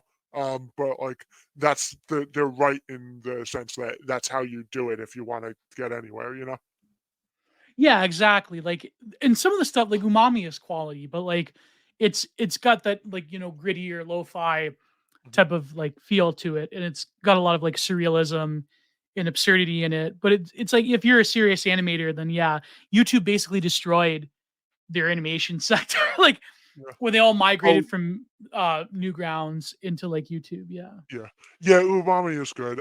That one guy, Jack Starber, was really good, but he's Mm. kinda stopped now because, he was just uploading at a really ridiculous pace, and I imagine, a combination of he got burnt out and or got a big enough profile where he started getting, like, some good, like, kind of getting good, like kind of like corporate work that paid Mm. well but didn't have the reach. Yeah, yeah, that's usually Mhm. what happens.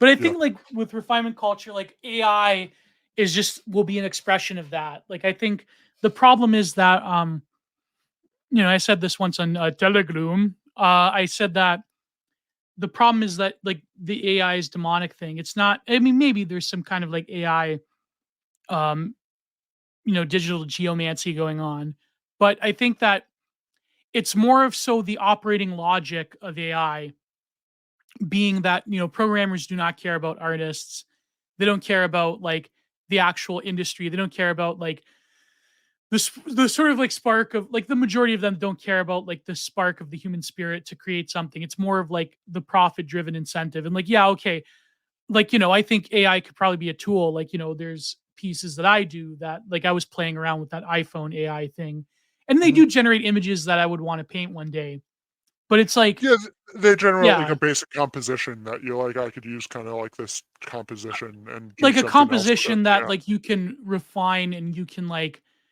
play around with and mix together with other things, not like to paint it verbatim. But I Yeah, think like totally. But yeah, yeah. like the basic blocking of the scene.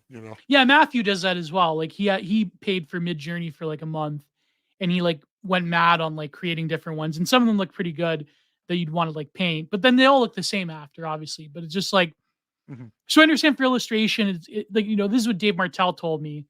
He's like for Bizarre Archives, it like if it can allow me to like make more content to pay more like real artists by like creating cheap illustrations that Mhm. don't cost me anything, then that's good. And Yeah. yeah, I can get that point, but I think like the problem is that there like okay, I realize that with AI, the refinement of it threatens actual art, But at the same token, I realized that like these people that go to like art school or animation or ateliers, like they're not my cup of tea either.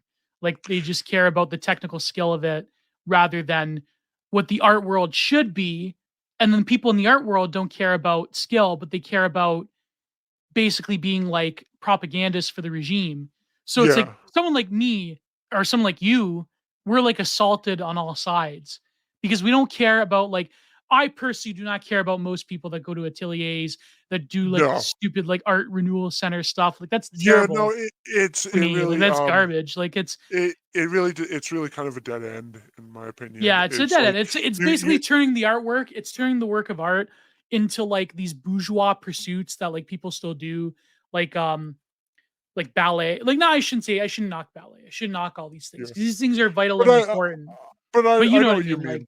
Yeah, yeah, no, I who's would going to say, well, ballet still ballet? has like artistry to it. It's like one of the few things that do actually have artistry to it. But Yeah. like, no, but like, you know what I mean? Like, it's just like it's turning the It work of art into a technical craft instead of something that is when you for a go into the different ballet, purpose. you're going to a museum. You're not going to like a That's what I mean. Yeah, I don't want to yeah. knock it, but you're right. You're right. Yeah, Yeah. you're not going to like a relevant cultural thing, you know, and But most relevant or not cultural or things suck, though. That's the yeah, problem. exactly. Yeah, Yeah. that's the thing. It's like when you go to the people who are like learning the fundamental skills. I'm like, that's great, but to what end? You know, like I personally believe that you kind of there should be the skill for this for its own sake is interesting, but it would be better. And I'm not even necessarily saying like it should be political, but like the great Renaissance artists who they worship,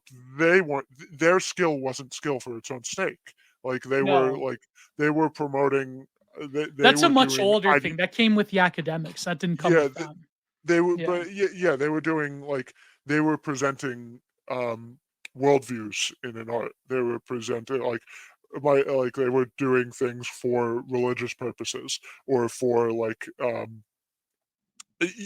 yeah. Anyway, I'm being redundant, but I think that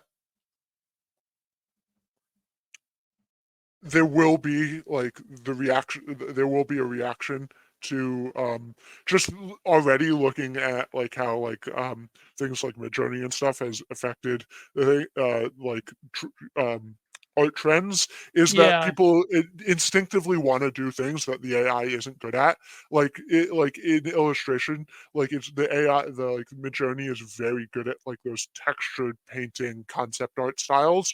So Yeah. so immediately my thing is like, oh, I'm just gonna do very kind of like airbrushed, tightly detailed, like old school sci-fi matte painting type of stuff, you know, Yeah. because it Yeah. can't do that. It can't get those like nice little details in a very kind of like in a very kind of like airbrushy style. It's not fair. It's not as good as that. You see, it starts to get those little Google Deep Dream wiggles around the Yeah. It's edges of got the everything. yeah, it's got Yeah, those sort of flailed out edges, and yeah, it's not yeah. It like a starts site. It's not like a Sid Mead painting, you know. yeah, yeah, exactly. It can't do Sid Mead super well. So like you'll see that naturally people will react to the AI by like doing stuff that it's not so good at. Conceivably, it will become good at those things. Yeah. But even then, the reaction to that is I really do think that the reaction to that will be, and that this benefits people like us more than like the kind of like cultural artist thing. The thing that the AI will never do is create real life environments.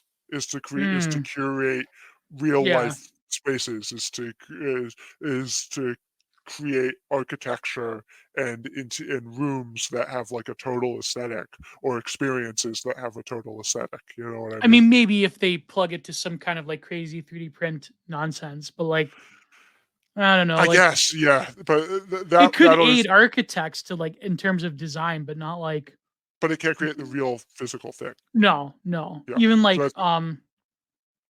yeah, like even like real painting, I think like it's there will always be a space for like the real thing, I feel, even if that yeah. thing Well, like there it'll yeah. be a luxury, like, it's in the same way that social media made privacy a luxury, it'll Yeah. like, the metaverse will want to make like real physical space a luxury item where the bug people stay in the metaverse. But I imagine that won't sit well with a lot of people. They'll want to take reality back. Maybe Make like reality real. unironically, Landshark is right though, that like the metaverse is a flop. It's just an ephemeral thing. It's not going to do anything. And like lo and behold, only like 30 people are on like the metaverse. I Yeah, don't know.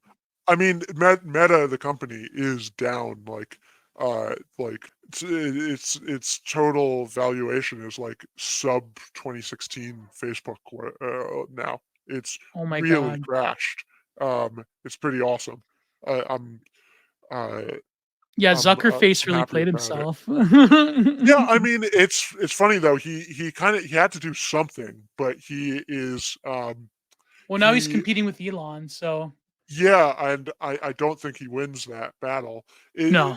It's he revealed his lack of I don't want to say lack of creativity. I listened to him on Rogan, and what I was saying before, he was on the Rogan and he was on Alex Friedman. I was saying this before about Elon, where like people like kind of like you could kind of get a sense for them. Yeah. Just like like people usually don't have that much of a hidden agenda. Mm. Zuckerberg, it seems like a true like 2000s like kind of like tech bro programmer guy. You know, Yeah. Yeah, like he's like a he, robot. he's very much that type of person, and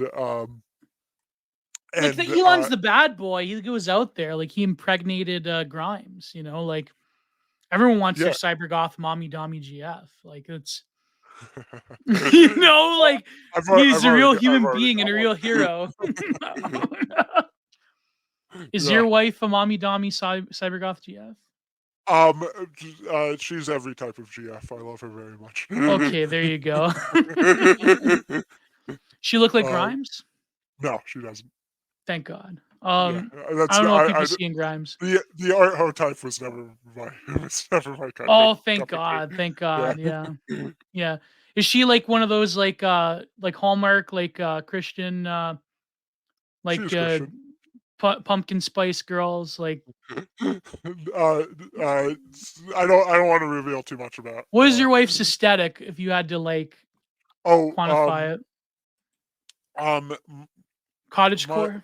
hot nerd. Okay, there you go. Is she Asian? No, she's not Asian. Okay, yeah. Okay, hot nerd. That's like a lot of my Twitter mutuals, like Chenny, and I hope he finds his autist Japanese GF or Momo. I hope he finds his I tomboy hope Asian everyone GF. does. That's my victory Yeah, condition for all the a lot boys. of women I know on Twitter, they're autistic. There's something Yeah, about it. we live in an autistic world, like Yeah, it's the wisdom of like the Anon elders is that one post is like the only people who are really capable of independent thought are physically are strong men autists. and well no is like physically strong and the autistic like Yeah, because everyone else is dependent because you're on both not the pressured by social expectations. I yeah think yeah that's you depend everyone else is dependent on the crowd for survival. yeah. Whereas autistic people are like immune from that type of like Yeah, psyop thought. the genuinely strong are not dependent on others for survival, and Yeah, the autistic have like a gone beyond the kind need for survival. well yeah they live a monastic lifestyle, but no they just have they have something inhibiting that part of them that is like adheres to social norms. Yeah, So so we all so Giga Chad himself is like a jacked autist. yeah, that's the dream. That is the perfect yeah. Yeah. But that's amazing. That's incredible. No, but what was I saying about mommy dumb? Oh yeah, yeah, Yeah. the meta. No, yeah, I think like it It's kind is. of a shame that Meta is going to be such a flop because it's really a failure of art direction, in my opinion. Yeah, Because the thing yeah. looks so. Because by all accounts, and I've used it once or twice, like the Oculus is a pretty spectacular piece of technology, Mm, and like the just the Herculean like task of creating like this ecosystem like that is the metaverse, like the Facebook metaverse. Like it's Yeah. very technical and an impressive technology, but just destroyed by like the most bugged out, like horrible art style. Like it's just the worst, all the It's like worst worse as humans excesses of flat of design, yeah. yeah, all the excesses of like global home just distilled like ideologically and visually. It's like it's kind of like a beautiful representation of like ideology in visual form of like we're so afraid to show any identity, any unique identity, that we've literally taken away people's legs and like made it so that you're just this like kind of like dehumanized blob, but not in like a fun, quirky way like the Meverse. If they just made it look like the Meverse, it would Yeah. have Yeah. been better. No, but it's like those Facebook generated cartoons. What were they called? That Yeah. everyone had like a few years ago, or more than a few years ago. Um, I kind of remember these. Yeah. Uh, Yeah, yeah. yeah. Just kind You'll of. still Yeah. see Just them hovering around like boomer lib Twitter. Like they'll yes. still, yeah, when they don't have dog abbeys. I No, have a like dog, Effie. yeah, but I mean real dog abby. So Yes. Yes. Your actual dog. yeah, the dog abby boomer liberal. Mhm. No, I think like it is a shame. Like I mean, in a way, it's sort of like a weird throwback to like when the internet was envisioning a sort of exo body in the digital world, Mhm. but most people didn't go for that because there's a lot of problems with identity to begin with. But also I think like Kruner had this point that like the early internet was to escape your body rather than go into a new one, Yeah. or go into a one that, in a way, like when you try to like re-territorialize yourself digitally, like if you're a furry or a trans person or whatever, or an otherkin, it's Mhm. like you are trying to basically put yourself in like a different molarity, to quote Deleuze. Like you're not truly escaping the problems of the body qua the body. You're just trying to like create a new one, which Yeah. in a way violated that original spirit. And one that you're always going to be detached from, like Yeah, you never exactly. and yeah, like you never like If you think your the body's bad now, imagine the metaverse body. yeah, I mean you're still going to feel your the impacts of your body, like the like the condition of your body does affect Yeah. your thinking and things like that. But yeah, to your point, a lot of things are just a little bit behind where just a little bit behind the technology, and like of course Yeah. uh like the first, like one of the first big metaverses was like MMORPGs and everything, Yes. like Yeah. so like everyone did like even at that time, like everyone, like the real like sci-fi imagining of that is like actually being there in the first person, like Mhm. the Facebook Mhm. metaverse. But it's still it works very well, but it's still somewhat clunky with the headset, um uh it's still just not quite, it's not quite there. It's like, yeah, it's just it's still too early. It just still doesn't work, and I'm optimistic that it'll never be there. That it's just something like every now and then you'll see it's something like, I remember right before the iPhone came out, of like just there was just kind of like an Mm. end state of what you could do with like phones that weren't the Yeah. iPhone. Like everyone was Yeah. making like these more and more complex ways to like unfold and flip a phone, and it was just like circling around the drain of just like where do we, where do we even go from here? And like the iPhone was the new paradigm of like, oh well, this is actually, this is what like a mobile device, uh, this is kind of like the mobile device as a format perfected. Um, but yeah, I maybe the the metaverse is like an endless series of those flip phones that really are kind of like not optimized for anybody or anything. Like Maybe, they yeah, will and they there's will never they will never become ubiquitous. right. There was a time where Second Life was kind of ubiquitous, but not really. I mean, Not it really. was if Like I was very online, and I never played Second Life. yeah, it was there was a time in the early 2000s where people were excited over it. I And remember like the excitement. I remember it being like academics, more. yeah, Yeah, I remember it being like a media excitement more than like an like actual actual user excitement. You know? then like just a bunch of weirdos went on it and like Yeah. never shut-ins and weirdos. But that's what I mean. Like the two questions I would have would be like one would be, is it that technology in sort of like a Nick Landian like right accelerationist, like this is the real like giga chad Nietzschean overmanism, or really like o- is there a version of that, or like metaverse as we know is sort of like what Nietzsche would call life denial, like you're just trying to escape this frail weak soy body of yours into like a more like cutesy but yet functional version of a body in the metaverse.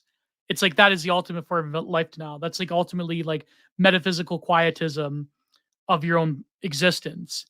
But then there's this other version that like a lot of these like, Nietzscheans or like right wing like Amarna forums poster like anime graper racists. They're like, no, actually, the whole thing about like AI is demonic is Norwood, and like really, true Nietzschean gigachadism is to embrace a lot of this stuff. Then my second argument, so my second topic would be this argument that I heard from one of them actually, where he said, no, Geo, the problem is that AI is good. It may have been Ugaros or someone like that, or it may have been Absent Graper, where they're like, no, Gio, you don't get it. Like, it's good because all of the like trash that's in the animation world, in graphic design, in the art world, those Mhm. people are going to get cleared out. They're going to get clear them out. AI is going to clear them out, and that Mhm. actual artists are going to like become creative again Uh, because they yeah, know that like yeah. So, what do yeah. you make of So those two things? no, so as to whether it's good or not, AI is good or not, uh, I'll address the thing I'm pretty sure of is his thing is it's going to clear out the bad people. That no, I disagree with that completely. Really? Um, because the it will clear out a lot of people in the industry, but it will continue to de-skill the industry Oh, I see. in a way that it will invite in more people. It's a filter problem. It's a classic quality control problem. It will filter out professionals, people who like have to like go through a trial by fire to build a skill to be and like to spend years building a skill to be able to enter the industry in general, and it will allow people with less skill to enter, you know. So it's a filter problem Oh, in I the wrong see. I see. direction, you know, No, but because it I think used he to was be. looking at the perspective of fine arts, though. But from the industry itself, yeah, you're Yeah, no, yeah, fine arts, I don't even know, like, to be frank, I don't like fine arts has already gone through that problem in my opinion. yeah, with Like the photography. yeah, and just in general, like the in um uh late 20th century just into the 21st century, Well, like even the 19th the century, the like from the 19th yeah, century fine onwards, arts has just been about de-skilling for a long but it's time. also been in a continuous identity crisis, and it Mhm. will always live through its identity crisis. So I think like maybe me as a fine artist will be good, but like when it comes to the industry, like his argument is that people will appreciate animation and graphic design the way that they appreciate, or while some people appreciate fine arts now. The people that like animators are doing anime or Oh, graphic it'll design, be more of like a kind of like a they'll have uh to go back to being fine arts, in other words. The ones that are doing it hardcore, like on oh, hard yeah, mode. yeah, but I think that's terrible. I think that's a bad Well, thing. it's terrible for you because you work in the industry. That's why it's No, and terrible. it's Like well, it's No. Even if I didn't, I think that would suck because then it'd have to abide by the same kind of like political, Parameters of fine art.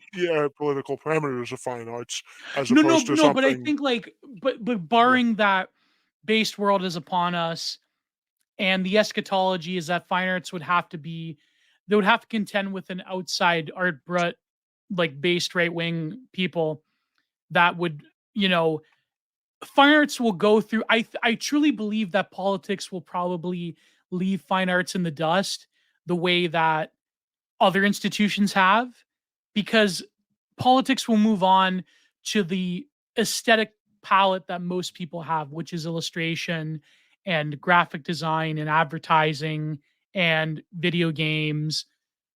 Fine art will experience a further legitimacy crisis because it has to realize that being the whole regime is not going to serve its ends particularly well.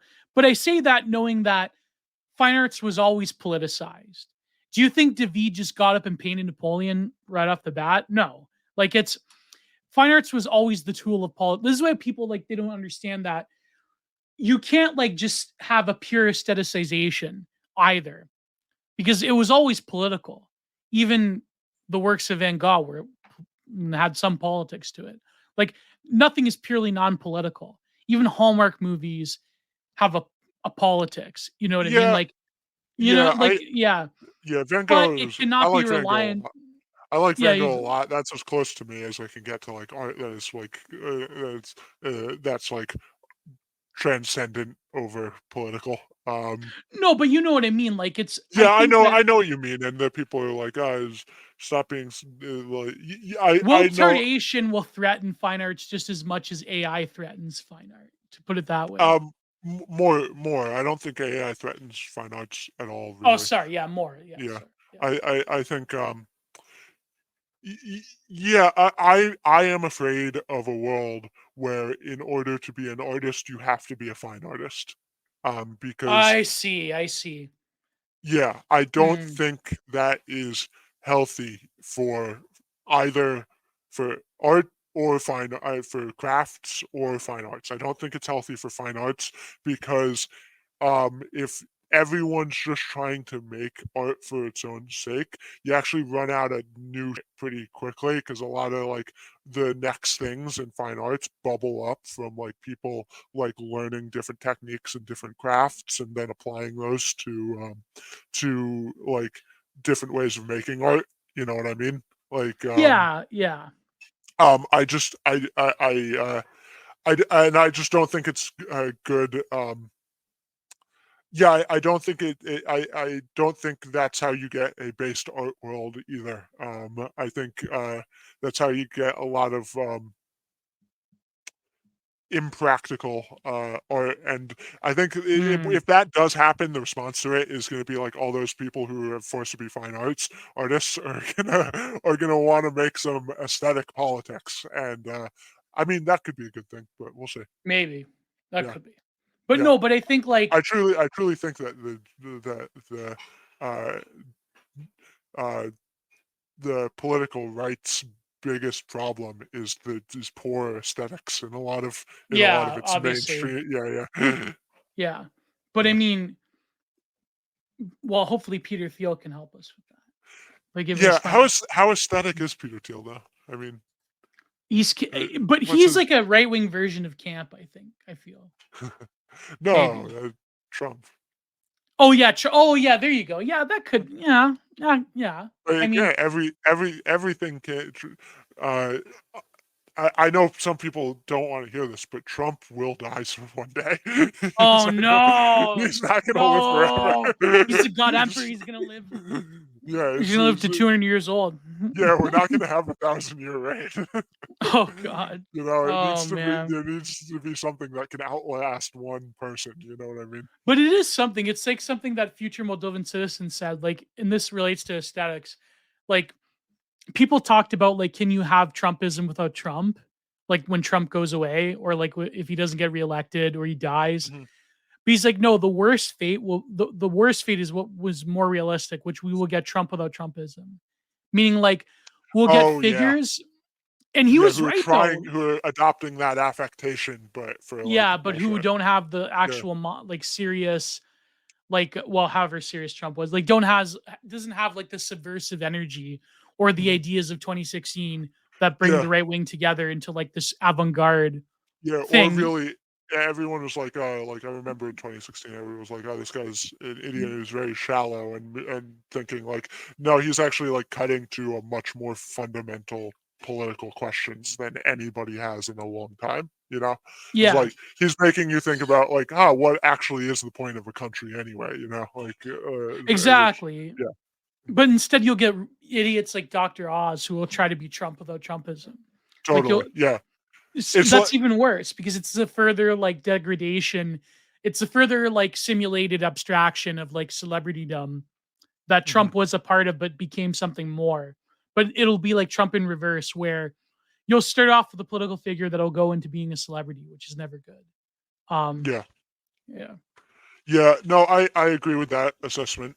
Um, but yeah, yeah, I remember when the war in Ukraine, the Ukraine stuff started, and I found out, I learned that the mayor of Kiev was Vitaly Klitschko, and I was like, oh yeah, they are a democracy, I guess, because there you go. there's like uh like yeah, celebrities and like sports stars become like Yeah, are easiest to elect.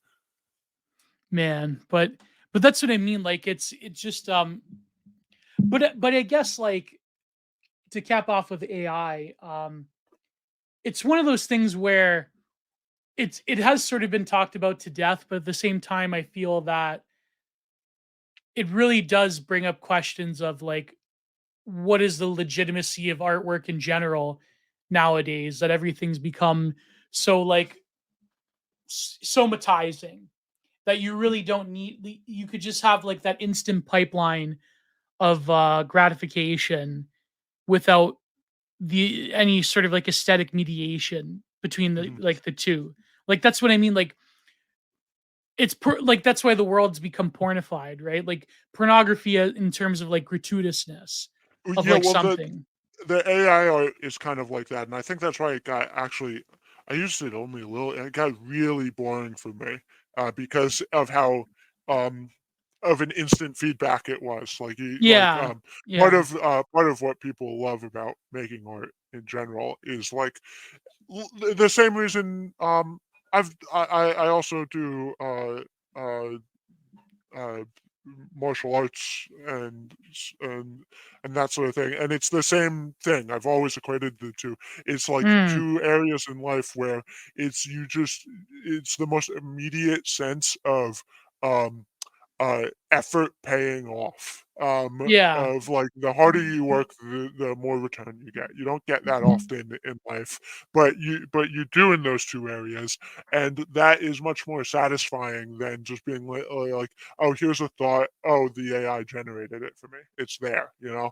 Like it might be better at doing it for most people. Like for 99.9% of the population, like most people can't draw or make things, you know, like Yeah, it'll create something better than they would have been able to make, but it's there's very little gratification to it, you know, it's personal gratification. it's almost like it's almost like a lot of basis of like surrealist literature like Borges. I know like Borges is popular because like people like Zero HP Lovecraft and BAP. Ye- yeah, they popularized it. I've read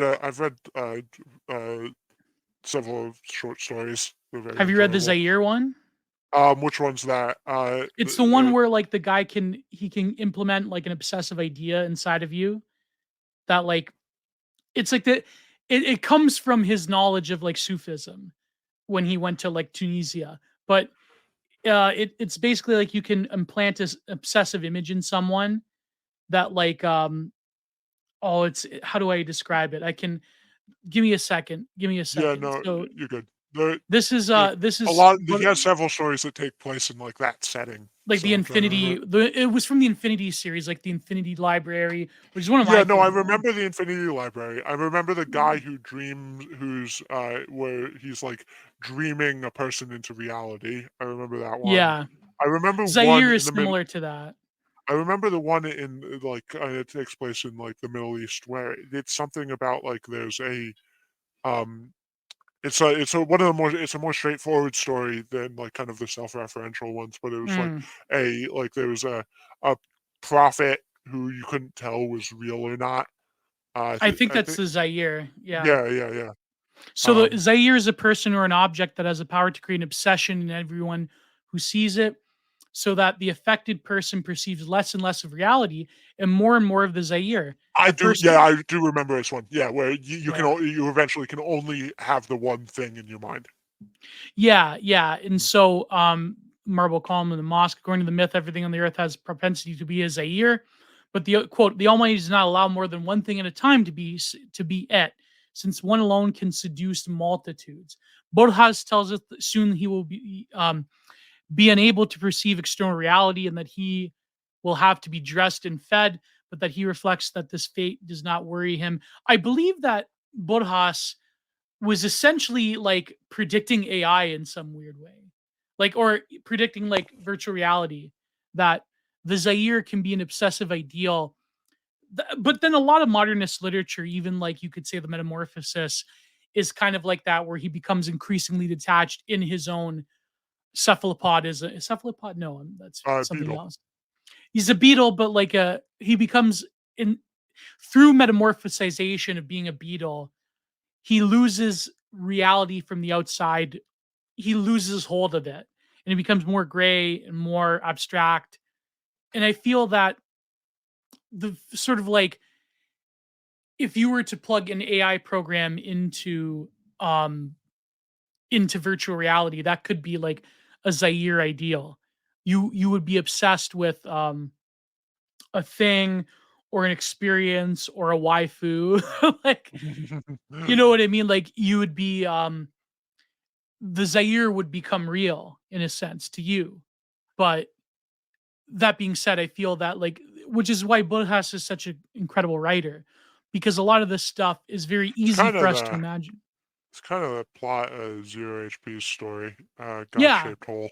Yeah, God Shaped Hole is very similar. Yeah, exactly. I Yeah. think, well, he probably read Zaire, and that's why he got it from, Oh yeah, like, pretty he some a lot of some of his stories are just kind of like you said, um, like doing AI generated image and just kind of taking like the outlines of the composition. He does that with the Borjas stories. Like he'll take like kind of the yeah. plot beats and then which I think is a good thing. It's they're really excellent kind of story structures. Um, yeah, uh, yeah. I don't know where a lot of this will end up. I have some strong intuitions. I'm pretty sure I'm right about how it will how it will take kind of the creative industries. Like there's going to be a big upheaval there. People are going to it's going to like the territory is going to change on that front, and it'll follow kind of like for people who are not in the industry, it'll follow kind of like the general trends of everything of like where of like kind of everything where we'll suddenly find ourselves without anyone being asked accepting a lower quality of things Yeah. yeah, that like just no one asked for, but suddenly it's there, and it's there because up the pipeline it like cost less and adhered to like ideological standards better, you No, know. exactly. But that's what I mean. Like, that's the big problem, is that it's not we'll sort of like we'll walk our way into oblivion, because it's not about the whole, okay, first of all, anytime you say the ethics of something, the people, the Reddit soy jacks that say this, Mhm. the like the people that in academia, every time you hear the word ethicist, run, because you're going to hear the most ghoulish. You're going to hear the most ghoulish anti-God things you've ever heard in your life, like literally man-made horror beyond our comprehension. So, Yeah. but rationalized. So when you talk about the ethics of AI, it's almost a moot point to me, because it's like we're going to, like, the logic of late capital, the logic of human desire, the logic of how we live in this like libertine global homo society. that logic will make us not think about any sort of like, okay, what if AI was plugged into virtual reality, or not even virtual reality, you don't even have to go that far. What if AI was plugged to algorithms that were attuned to your specific thing, that can almost plant like a very weird Zaire image inside of you that is Yeah, obsessive? this is assuming, like, so when you say, like, AI in virtual reality, I assume a lot of this depends on, like, kind of like, what do you mean by AI? Are we talking like, AGI, which, no one's Yeah, like like, GAN's I'm GPT-3 AI, like it can create like yeah, a I'm fan not even convinced that exists, because what happens if you put, like, what's the acronym? The writing one? The GPT-3. GPT-3. You can All create an that ergogory, create an Eidolon that can follow yeah, you. all that happens there is if you put it, like, with no parameters, it just goes into a feedback loop.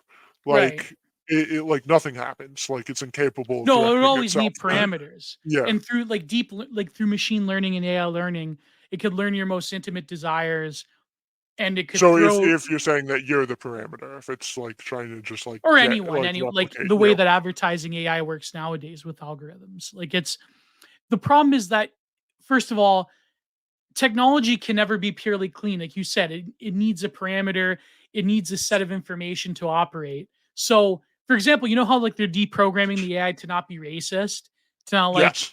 pattern Yes, recognize? that is one of my favorite things. It's, why immediately I knew it's why, like, Dolly wasn't released to the public openly. I'm like, "They're Yeah, still working on exactly. that," you It'll know? be like Like, Taybot. It'll be like they call it Taybot. T-biasing, yeah. Yeah, it'll be like Tay. Remember the Google one that became Yeah, I racist? was gonna Yeah, say, I was gonna say, like, because of Elon better 4chan. reinstate Tay, yeah. Oh yeah, Elon should reinstate Tay. Mhm, No, but I think like the logic of it will work to where you will slough off into oblivion, because you won't really think about the implications, because every time a new technology is adopted, it has a way of seducing you into not questioning it. You know what I mean? Like, because the way mhm, technology works is not usually like the atomic bomb where it's like a big dramatic thing. It's more of like slow evolution over time of different things. And mhm. so when it comes to like how AI can like basically program your life, people will say that, well, it makes things more efficient, it makes things more this, it makes things more that. It's not, you're not going to consciously think of like, okay, what if I just become like a legitimate NPC? Like the BioWare will meet with Mhm. the hardware of the AI, and like my life will be regulated and controlled. It's like you're I not going think to think of it that way, because agency will be an irrelevancy to the people programming um what looks like a quote unquote more efficient lifestyle. in And terms of what you're talking about there, like the actual implementation of these things, we're gonna yeah. have an advantage in this one way. Whatever that, like, evolution is gonna happen, it's gonna happen in China first, and we'll get Oh to yeah, see it. definitely. Yeah, we'll Yeah. get to see it. Just, not only because, like, it will be easier for them to implement because they already have, like, the groundwork, but just they have a more, like, core governmental competency in implementing these things. Like, they're just, like, they like, if they do it here, it'll just be clunky and for most of for a while. Like, but yeah, so we'll be able to see that impact from the outside first. I mean, you can Yeah. already see it with, like, the zero stuff, and it's, like, pretty hellish. Yeah. So that's the only, like, silver lining there. We'll be able to, like, get a look at it first before it hits us. No, but I think like that's what I mean. Like it's not going to the logic of its usefulness will make it so that, like every other technology, it will be a necessity of life, where you won't Oh, I see what you mean. Yeah. like it won't Yeah, exactly like It you won't question it. suddenly you can't go without it. I remember when I was in high school, it was right, I got a smartphone late, like an iPhone later than most people, but, like, it was right around that kinda time where, we were just in a class and the teacher asked, like, was going through, like, I forget why they were doing this childish exercise, but they were going through like asking the students like something you need, like things you need in life versus things you want. And cell Yeah. phone came up, and this was at that time where it wasn't like it had be cell phones had become ubiquitous for teenagers, but I could very easily remember like most of my life they weren't, like like most of my life it was like if like you had to call someone to find out where they were like on the landline or go Yeah. look for them, like so. But at this point everyone in the class except for me had said it's a need, like you need it for life, it's impossible to go through life without them.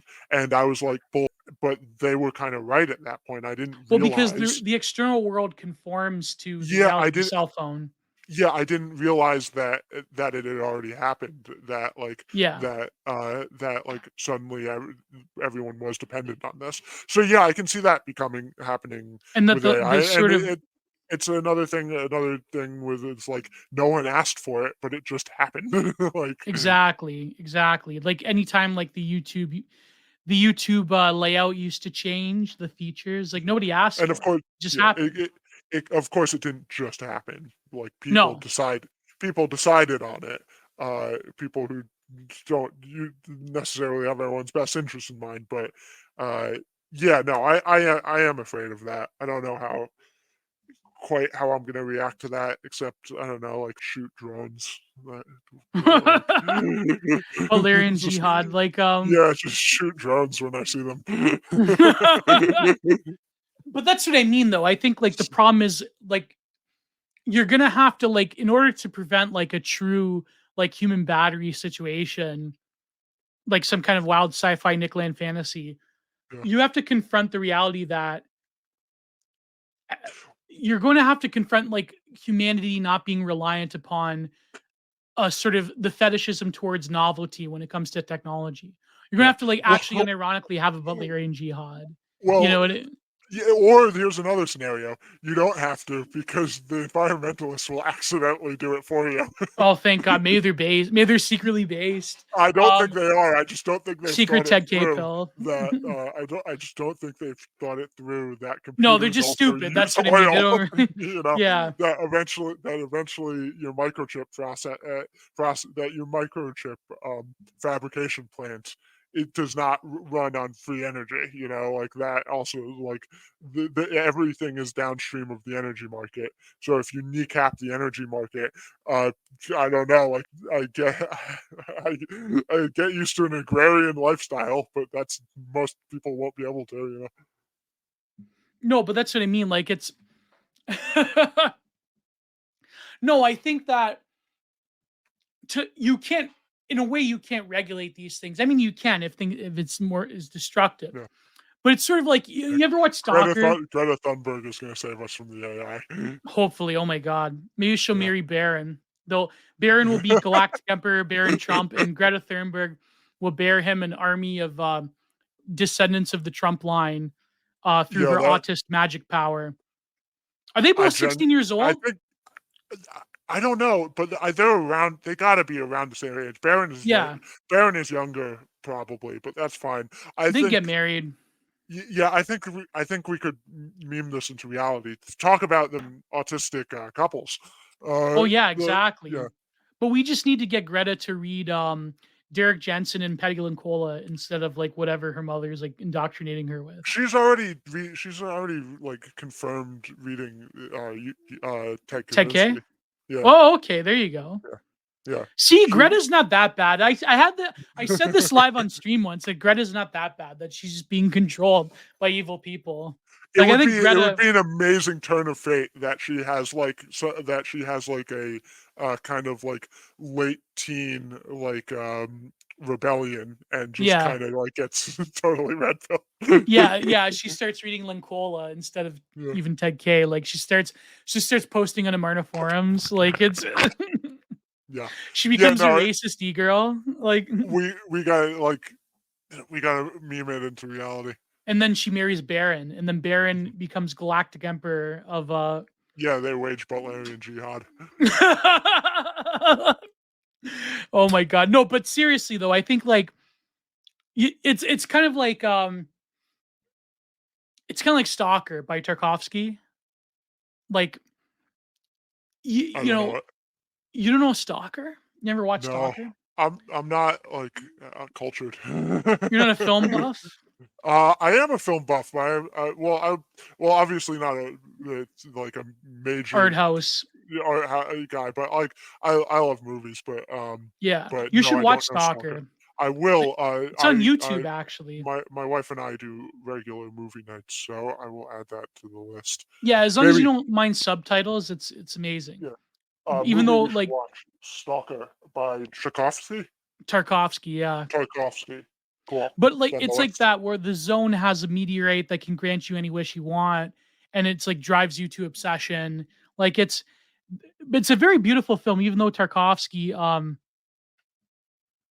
you know, a lot of people will think it's boring or whatever. Um, but it's he is a pure auteur filmmaker, a Mhm. pure filmmaker. But the point being is that I think like when you have a capacity for something to mediate unlimited desire on a personal level, people will like literally sell their souls for that thing. And if Yeah. AI can promise you that, it Yeah, would it will unleash put. destruction on a scale that you couldn't even imagine. But not even like the world will blow up and the nukes will go off and it'll be a No, nuclear apocalypse. it would just, It will be a personal form of like self oblivion that people will yeah, and engage in willingly. it would lower the rate enough that it's just like Yeah, doom us in it 2 will generations. unironically be like the Thomas Ligotti, like stepping into oblivion. Like everyone will become incels and femcells, and will just Yeah, like have it's no desire. it's honestly the anti-natalist would come the pants all over it, you know? Yeah, because people will like That is the future they literally. want. It will literally be the quote. It will be the quote unquote most ethical way of That's why achieving they. oblivion. Yeah, I don't. Call me soft, but like I don't like to see any like kind of group of people really die out. You know, No, that's that. It sucks. I kind of like I'm kind of but that's when uh demographically, realistically, the Japanese have a good chance of dying out at age yeah, I know. 20. That's why I agree. It sucks. Yeah. But yeah, I'm kind of like I still have part of me of You're that still that. that wholesome Chungus millions must live is still a part of you. Yeah, yeah, and still a part of me that like kind of really like I still like really like world music. Yeah, Like there you I go. like middle school social studies class. Like I do kind of like the various cultures of the world. You know, like Yeah. I find beauty in like all sorts of things. But yes, You in need to terms read of. Amarna forums more. I think that's your problem. No, I'm kidding. I'm kidding. I'm kidding. Yeah, no, listen. I'm Wholesome a real. Chungus millions must live. Yeah. No, no, No, but I know what you mean. I know what you know. I agree. I agree. I am very much a realist Yeah. about Yeah. all these things, I think like but politically it's not tenable. Like I don't agree with like Greg Johnson, like mhm. Shire nationalism. Like that's like everyone gets like every little people gets their own little nation. Like that's not realistic. But I do think Yeah, that no, like because yeah. yeah, that does kind of discount. Like it wasn't even realistic for the Shire in the Lord of the Rings. That was kind of the No, point of the Lord of exactly. the Rings. You know what I Yeah. yeah, yeah. mean? Yeah. Like, No, but I know what you mean. Like it's but I just think where was I getting at with Japanese people? No, yeah, it's true. Like that will be like I we were think saying that like the most the ethical form of like self-oblivion is like this like yeah, weirdo everyone pleasure just world. getting lost into the machine that promises everything.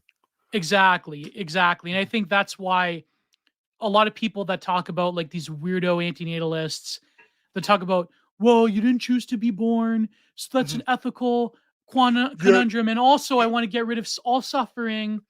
And yeah, like people these talked about. weirdo, like I've seen these freaks, and a lot of them are, a lot of them have other identity issues, if you know what I mean.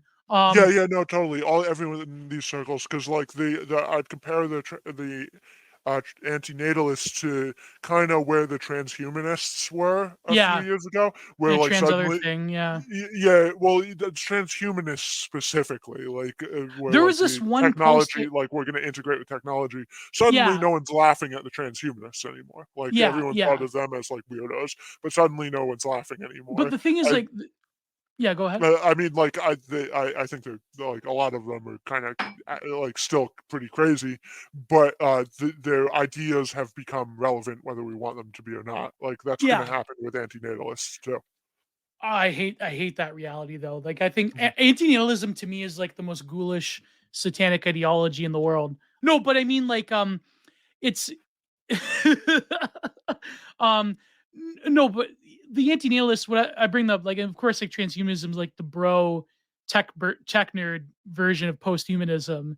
But what I mean is like with there was this post once where it's like how are you going to get rid of all suffering because nature has like, violence and man-made untold horrors, right? Oh yes, I remember seeing this. That we have to meticulously manage nature to eliminate Yeah. suffering in the And animal that kingdom. lions and other predators are going to have robotic people robots with like meat Yeah, suits. they're all gonna eat Beyond Meat. Yeah. Yeah. No Yeah, suffering in the world. It's such a Janist type of like ideology. Like not even the it, Janists are that extreme. Like that's I like those things because I like taking like kind of you the ethical frameworks that people it's think absurd are people yeah creating yeah absurd solutions for absurd but ideas. no, like the ethical frameworks that people just take as axiomatic, like Mm. these days, like egalitarianism, Yeah. universal equality, um, democracy, even like taking those things and then like framing them in a way that sounds so ridiculous, even for like your normie who takes them as axiomatic, and they Yeah. can't explain. They like, and it's like then becomes like they hear that like eliminate suffering in the animal kingdom, and you're like, well, we want to eliminate suffering, but like they know it sounds insane, but they can't explain why. Yeah. Mhm. Yeah. But that's what I It's mean, like like I like asking like should every criminal why shouldn't every criminal proceeding be up to a general vote? You know, why shouldn't right. every citizen vote on the innocence or guilt on why shouldn't every citizen be a jury in every trial? Well, that That would be that terrible would because then that you'd would be have the like a that would be the democratic thing to do, though. yeah, but it would destroy justice. That's the thing because you'd have like a jury It trial, would no one would ever get punished. that yeah, we would have social justice Oh god. Yeah, you're right. You're right. Like it's but that's what I mean. I think like and even the social mass justice is a good thing, God damn it. I'm liberal. I'm liberal. But Yeah. like that's what I mean. Like the mass democratization of these things is not going to be good for people. It's like people don't realize that people think that democratization of any given technology is an automatic good. It is not. There have Mhm. been plenty of cases where it's not. They're all infertile. Oh, exactly. Well, they've been infertilized by infer- they've been Yeah, infertilized by by, soy and birth control and other chemicals. yeah, and the third thing that, like, Patreon may or HRT. may not Yeah. allow us to say Impossible that women. you apparently can say on Twitter now. Exactly. You apparently Yeah. can misgender, which why would Yeah, you get clipped for misgendering? Because the way I see it, if you don't know like last night in Twitter Spaces, someone mentioned, I think it was Blowfish, fentanyl Blowfish, that mentioned Gordon Johans and how like Johans like did this fan fiction. Like Gordon Johns like one of the first British lolcows, by the way. Like did this fan fiction with Jim Sterling. mhm. And like I don't want to misgender, but I don't know their real name because apparently Jim Sterling is trans now. And Sure, so, yeah, Joan it could have been Joan Stoll, yeah, they'll get me for they'll axe me for the what do they call it? Um, dead naming. misgendering. Yeah, yeah, But that's what I mean, dead naming. But apparently Jim Sterling still goes by Jim Sterling, but puts Stephanie as a middle name. So Jim Stephanie Sterling. But you could see Jim Sterling was going to be a mile away. I mean, that's yeah. yeah. But it's just like it's like you. That's what I mean. If you don't know someone's name, like I can understand if you're harassing a trans person on Twitter by like repeatedly saying your name is Mark, your name is Jim, your name is blah blah blah.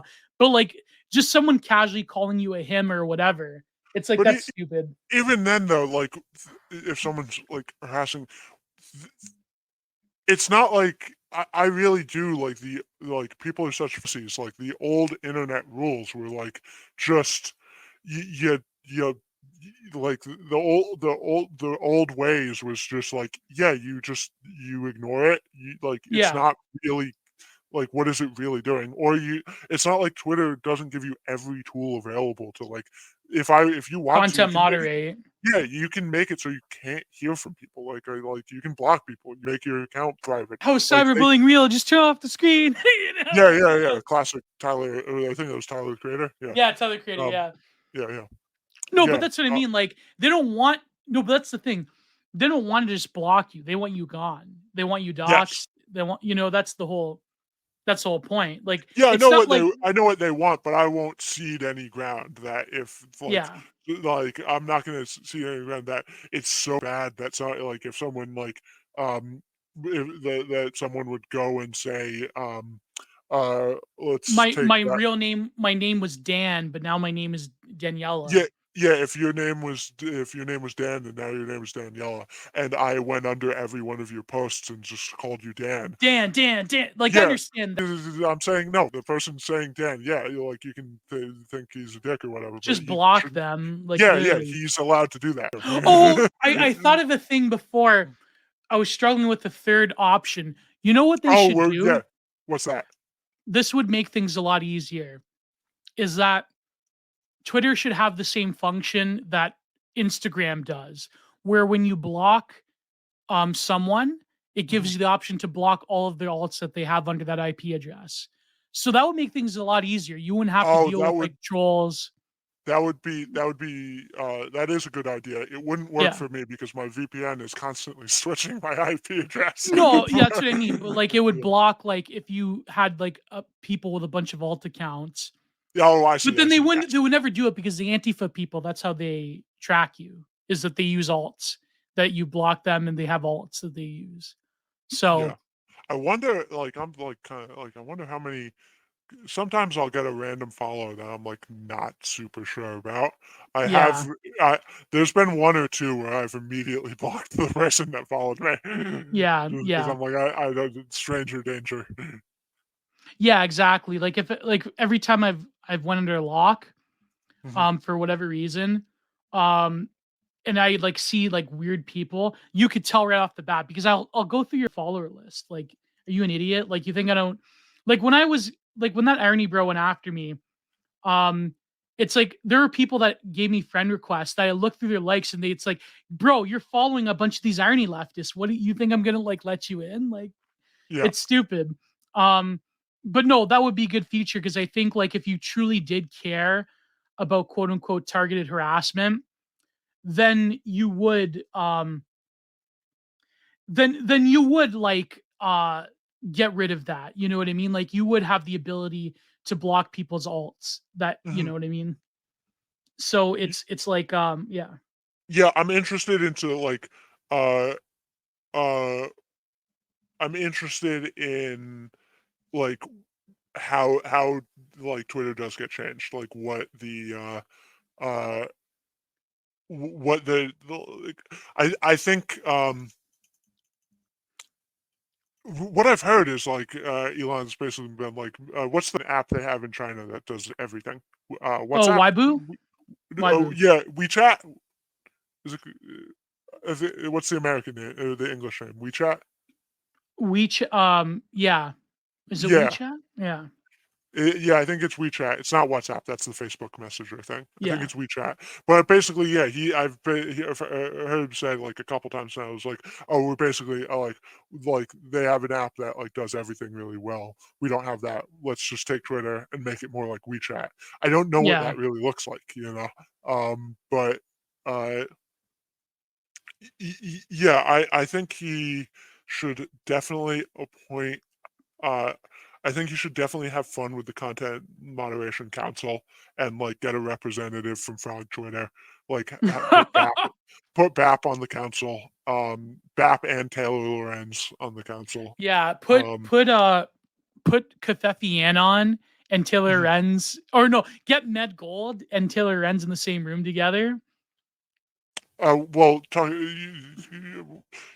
I mean, Taylor Lorenz won't be able to resist herself.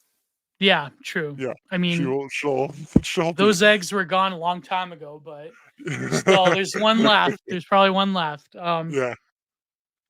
Taylor Enns, if her soul wasn't damaged, she would have actually kind of looked like decent mid girl. I don't know. Her knees are pretty Maybe disgusting. 30 or 40 years ago she did. Maybe 30 or 40 years ago. Yeah, yeah. She could have like if her like soul wasn't rotten, she could have been MILF pilled, but like she's done for.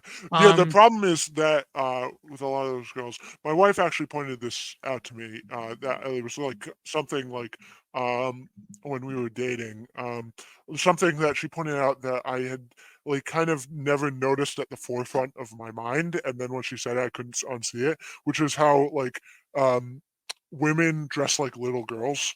Like most of like the fashion, like the yeah. Zara and like the H&M and just like the kind of mainstream girl fashion is just like little girl clothes, like all the Oh overalls and stuff. God. So like I see Taylor Lorenz now and I see like a grown woman like dressing like a child, and Yeah. it's Yeah. just weird. She just pointed out I couldn't unsee it everywhere. It was This like, is not healthy. yeah, it's like he But shouldn't like. childless older women do that. Yeah. Yeah, it's like it's a Arrested Development thing. Yeah. Man, Yeah. that's crazy. But that's what I But yeah, mean. Like, but then you would say that, oh, it's because of the male gaze and like a male I desire don't. is borderline. No, I That's don't not want that. true. That's not what I'm looking for. No, that's not true. I mean, like Also, fashion is taking a huge hit nowadays. That's the problem. It's anything, the whole male gaze, because anything that is like directed with purchasing power is female directed. driven. Like, Yeah. yeah, female, whether it's for men or for women. Like, if it's for Yeah. men, it's like still female driven because it's a selection bias for attracting women. And Yeah. like, if it's for women, it's like for their selection, for their selection. Uh, Clothes getting sluttier is not driven by men. It is driven But by it's women. not even sluttier in like an erotic way. It's like this weird, like Zoomer women are like, sometimes I'll drive by my old university and they're more like unshapely and they dress like hell. Like, women, if they had a good fashion sense nowadays, that would attract more men.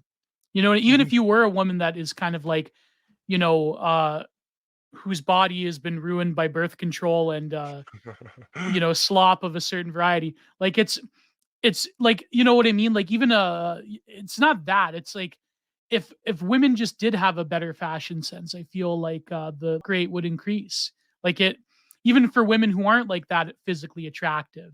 If they dress good, I feel like that's half the battle. But a lot of these Zoomer women, it's like not even slutty, it's just revealing. It's like not even slutty in a classical like erotic Yeah, sense. you want a classically trained slutty No, one. no, but yeah, yeah, I know what you mean. But like, it's no, I feel like it's not even like erotic in a male sense of No, like I understand what you're saying. Yes, it's just it's just revealing. It's like okay, who cares? It's like mhm. I don't know what I'm trying to say here. Women need to No, I dress better. yeah, That's what I'm I saying. think Maybe everyone needs to dress better. Everyone looks like there's just a it's just all part of the theme. if There's you're a just young woman inner listening to this, go on Twitter, follow a few accounts, follow all like here you go. Follow older women on the e-right. Follow Lady of the Lake. Follow my friend so Catherine. I don't think like Follow you saying women listen to this podcast. I don't want to be here anymore. very few women listen to this Yeah, podcast. like It's usually when I have women on, they'll that listen women to listen. it. Yeah, Yeah. I was gonna say I forbid women to listen to me. I'm married. not God even damn not even it. your own wife will listen to this. She probably will. Maybe. Yeah, but that's because Anyways, we're we've been married. We're allowed to do like yeah. yeah, you can info bomb her. Have you I'll, red pilled your wife though? I'll make her listen to this. Okay, Um, there you go. Is yeah, your we've wife been red on. pilled? Yeah, she is, and we've been on a journey together. Um, Whoa. yeah. Well, Incredible. like I said, my wife is I didn't Autist. come. Yeah. Also, I didn't come from a religious background, and my wife did. Oh, there you go. There you go. That's why. Yeah. Yeah. But yeah, man. I mean, I think that a lot of I guess to wrap up, like a lot of what we were discussing, it's almost in a way, not that it's not worthy of discussion. It is, but the problem is that when it comes to the discourse around these things, a lot of it's just out of our hands. It's out of even the hands of collective humanity, because Yeah, what we've witnessed with the trend of technology, in especially digital technology, is that it will become a necessity. But I just don't think that technology has really first of all, technology is not mass in the way that you refer to it as like one entity. Um it's more of like it I don't I'll believe that technology has progressed the way that people think it did back in, like, say, the 70s, like before the 21st century. I think that the 21st century hasn't witnessed so much of a like staggering progression of technology. I think after the personal computer, technology has pretty much stagnated in the sense of like I would well, okay, after the smartphone, is that, the past, I would say 15 to 20 years, it's more of just been a doubling of um it's yeah, more been a progression of existing parameters. this is Yeah. the whole Peter Thiel thesis of like, Yeah. yeah, Yeah. bits and atoms.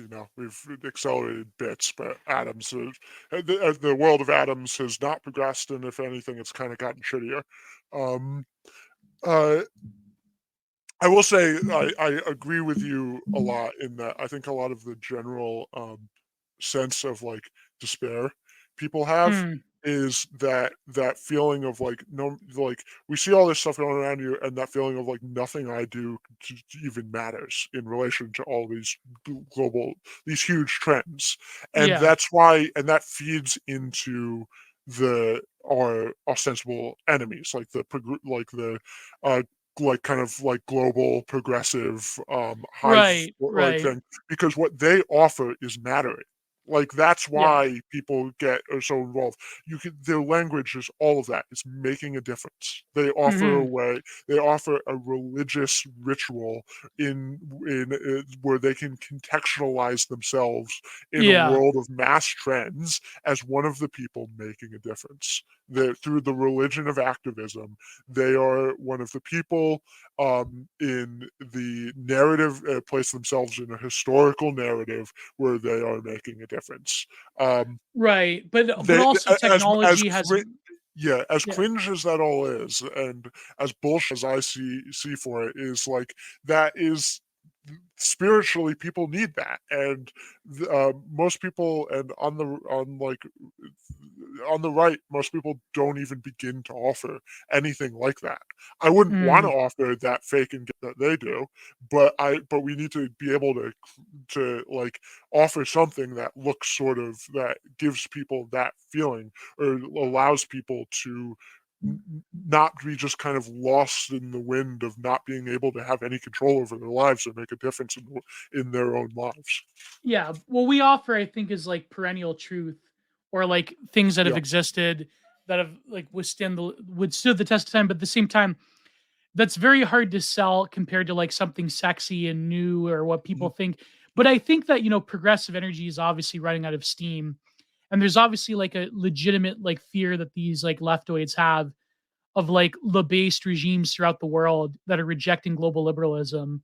But I Mhm. do feel that like in the absence of mass religiosity in like a disenchanted world, politics, like liberal politics, obviously filled the void for a variety of reasons, but mostly because it did offer a sort of like millenarian ism to people, where it's like this is just the natural conclusion, where like Mhm. nature becomes deified, or history itself becomes deified in this like overarching telos of like this is what progress is. But also the liberal regime offered like masked its own contradictions through the progress of technology. But Yeah. now that Yeah. Yeah. sort of like yeah, like but now that sort of human agency has been lagging in terms of what technology can offer us, I think there's going to be a lot of like massive contradictions. But now also the technology itself is like lagged. Yeah, in it its becomes it. promises. Yeah, it's the ideology without the promise of like the fruits of that ideology. It's like Exactly. Yeah. communism during a bad wheat harvest. Exactly. It's like communism during the Holodomor. So, Yeah, which did not exist. It's only weather patterns. Russians did not do. No, I'm kidding. I'm kidding. yeah. But I have to toe the Z line now. So it's Yeah, I love the weird. Like at the very beginning, we were saying like how like Putin plays both sides very well, and the weird country yeah. where they both at the same time are like the Chad Orthodox like kind of right wing realist But they're empire. also But they're anti. also the communist apologists because that was also them, Yeah. and they can't demonize their own history. Exactly. And so Yeah. like and then also like the Austrian painterifying of Ukraine is Yeah, like they're yeah. also like Robert Mugabe, like decolonizing the Yeah, West. yeah, yeah. Yeah, Yeah. yeah, Sending them back to Bandera. That's like all those like Russian Telegram channels, like Intel Slava Z, like they all have like they use like Soviet language, but even though they're like considered on the very far right in North America, they're like liquidating the Banderites. They're yeah, like sending another Ukraine been like sent back to Bandera. Like it's yeah. It's a aesthetic mashup that doesn't make sense outside that in of the West, yeah, just yeah. to make any certain like sus ideas around certain things, which I won't get into. But like again, like this is the I mean, I don't know. I just don't buy into like any sort of like tech determinism. I think like maybe again like these things like painting and music and poetry and well maybe not poetry. Poetry is not in a very good place right now. I hate to say it. But like literature, well, even in literature is not in a very good place. Even painting's not in a very good place. But like a lot of these things, I think they're perennial. That's just my thing. I think maybe, I mean, it could just be cope, obviously. It could just be copium. But like, I think that, I don't know. I mean, it could be that, like, I think that, like, you are right. You are right in the sense that the vast majority of normies will probably like choose something that looks like aesthetically appealing and looks like it looks realistic and I can tell what it looks like. I could see what it looks like. And they'll choose like it's sort of like okay, you know how an AI can intuit like a still image and make it come to life. They sort of like already have that, like those exhibits. Like I just like really hate them because it like kitschifies the work of art. But like they have like certain like They do this impression with like Van Goghs and Van stuff. Gogh exhibits. Yeah, Yeah, yeah, so yeah. Where you put a I 3D really glass on. yeah, I hate these because I really like Van Gogh Yeah, paintings a yeah, lot, yeah. and I think I agree. I think it really cheapens them. But I think like what people could do is like they'll like through an AI, like through a VR prompt with the VI no through the AI program with the VR prompt, blah, Yeah, they will probably come up with something like that where you'll take an already existing sketch or work of art and you can animate it into a 3D into a totally like a VR like 3D chat space where and of course if they can find a way to like create like a total like somatic Mhm. approach to VR, like whether it's through all clothing or the brain stem or Neuralink, it's I don't know. yeah.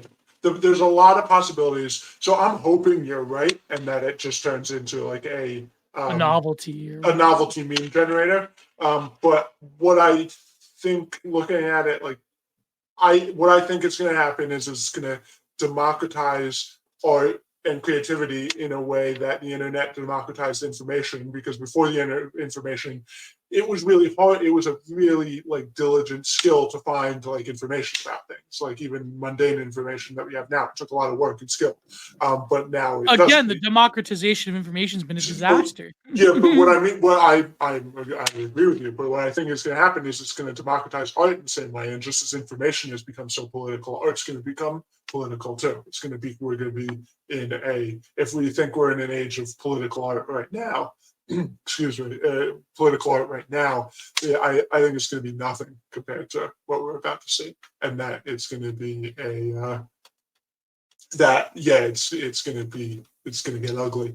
No, but I mean, But like art is already politicized. I just think that maybe people can now now that art is like projecting this like idealized world of what they want to be. Now imagine an AI program that can script like given a VR. Do you think people will spend all their time in these imagined worlds of their? Oh, definitely, most definitely.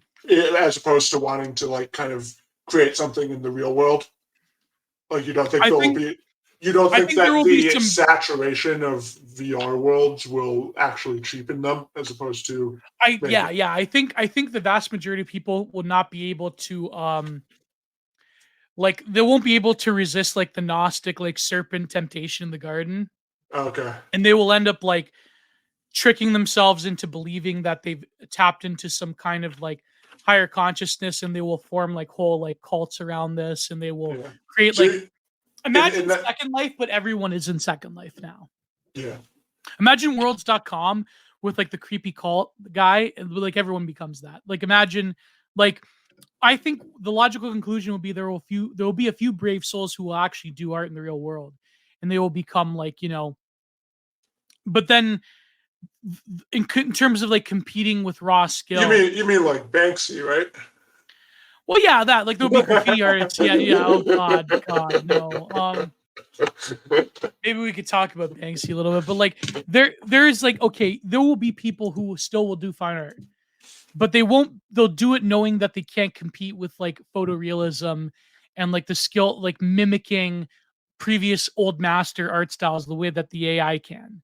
So they'll just have to operate with like, you know, this is my, like you said, this is my brand. This is what I do. You like it or not, like support like this last grip of true humanity left in the world. But then you will have, oh God, I know I'm totally that's pumping it up too much, but like there will be people that will create this artwork, this like totalizing artwork in VR.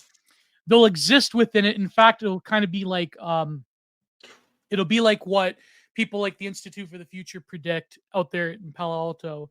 And they'll like kind of what H.P. Lovecraft writes about, where they will craft experience in everyday life and they will create true hyperreality, because through the VR port, you will experience this world outside, but it will be like this overlay over the existing world that will be crafted to your. So if you want to live your like, you know, whatever, transfery fantasy, then like life will craft around this particular like total work of art aesthetic that you're going for. In a way, that's a very optimistic vision. I'm actually thinking about. Then people. I mean, of course, people just exist in their pods, right? It's that even the pods existing in your pods is kind of an optimistic vision. I'm thinking of the poster Battle Beagle right now, who I think of sometimes when I think of these things, where I remind myself, like, oh yeah, that to have that type of world would require a lot of infrastructure to run, and are we really moving towards a world of high tech, of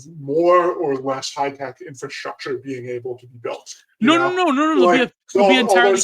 All those things could require oil, you know, when you get down to it. True. And all the plants require people to run it, and are we really heading towards a world with with America having more or less like semiconductor availability? You know what I mean? Oh, definitely less.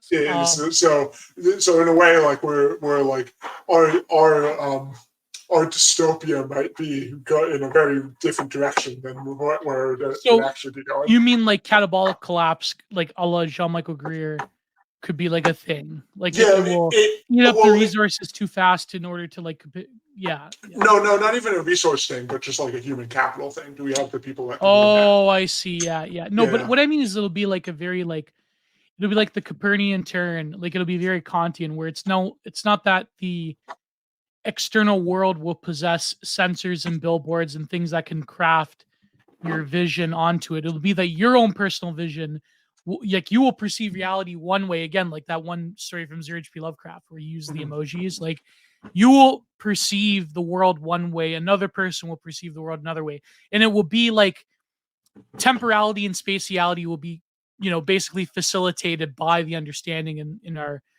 the, you know, the sort of the noumena will be out there, but like the phenomenon will be dictated by the own faculties of reason and in Kant's case, like the understanding, but like it will be dictated by the faculties of like the AI program that we're running that we've created. I think like that's like the ultimate goal of like hyperreality is to like blend like meat space and the digital together, and it'll be very much perspectival. But that's like optimistic. That probably won't happen. Maybe my vision of a more likely scenario of that is that you're running a hyper advanced AI software that can do a lot of magic things that we've already talked about, but you're running it on a computer with a 15-year-old graphics card because they're like they're family heirlooms now because of their scarcity, and Really?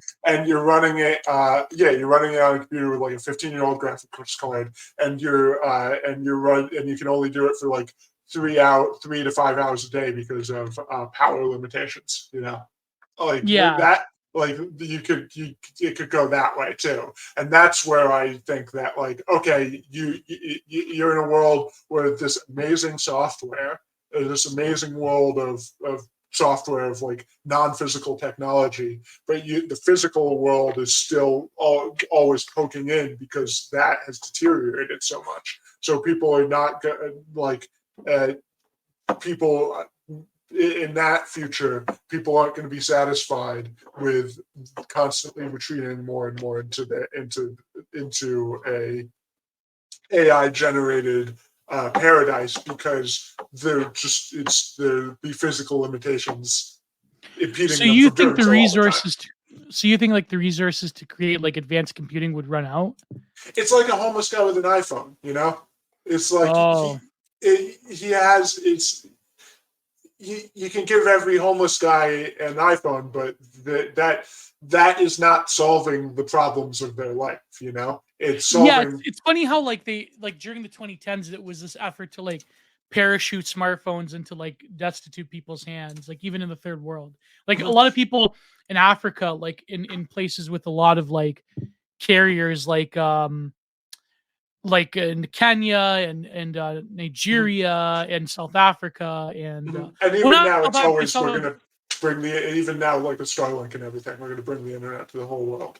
yeah, like a lot of them have smartphones. They don't have actual dedicated computers like PCs or laptops. They have smartphones, and like they have like these predatory like micro carriers that like exploit people. But like it is like weird how like I think it's true what some people say that this can only be facilitated not through some Neuralink, but if it's in a smartphone, if it's in like something that we have already. Like, I mean, but it is funny to think about like technology, like the inherent limitations of like resources affecting technology. Maybe, I don't know, maybe we'll find coltan on some asteroids we'll mine it from. I don't know. Thank you everyone for listening to the Content Minded podcast.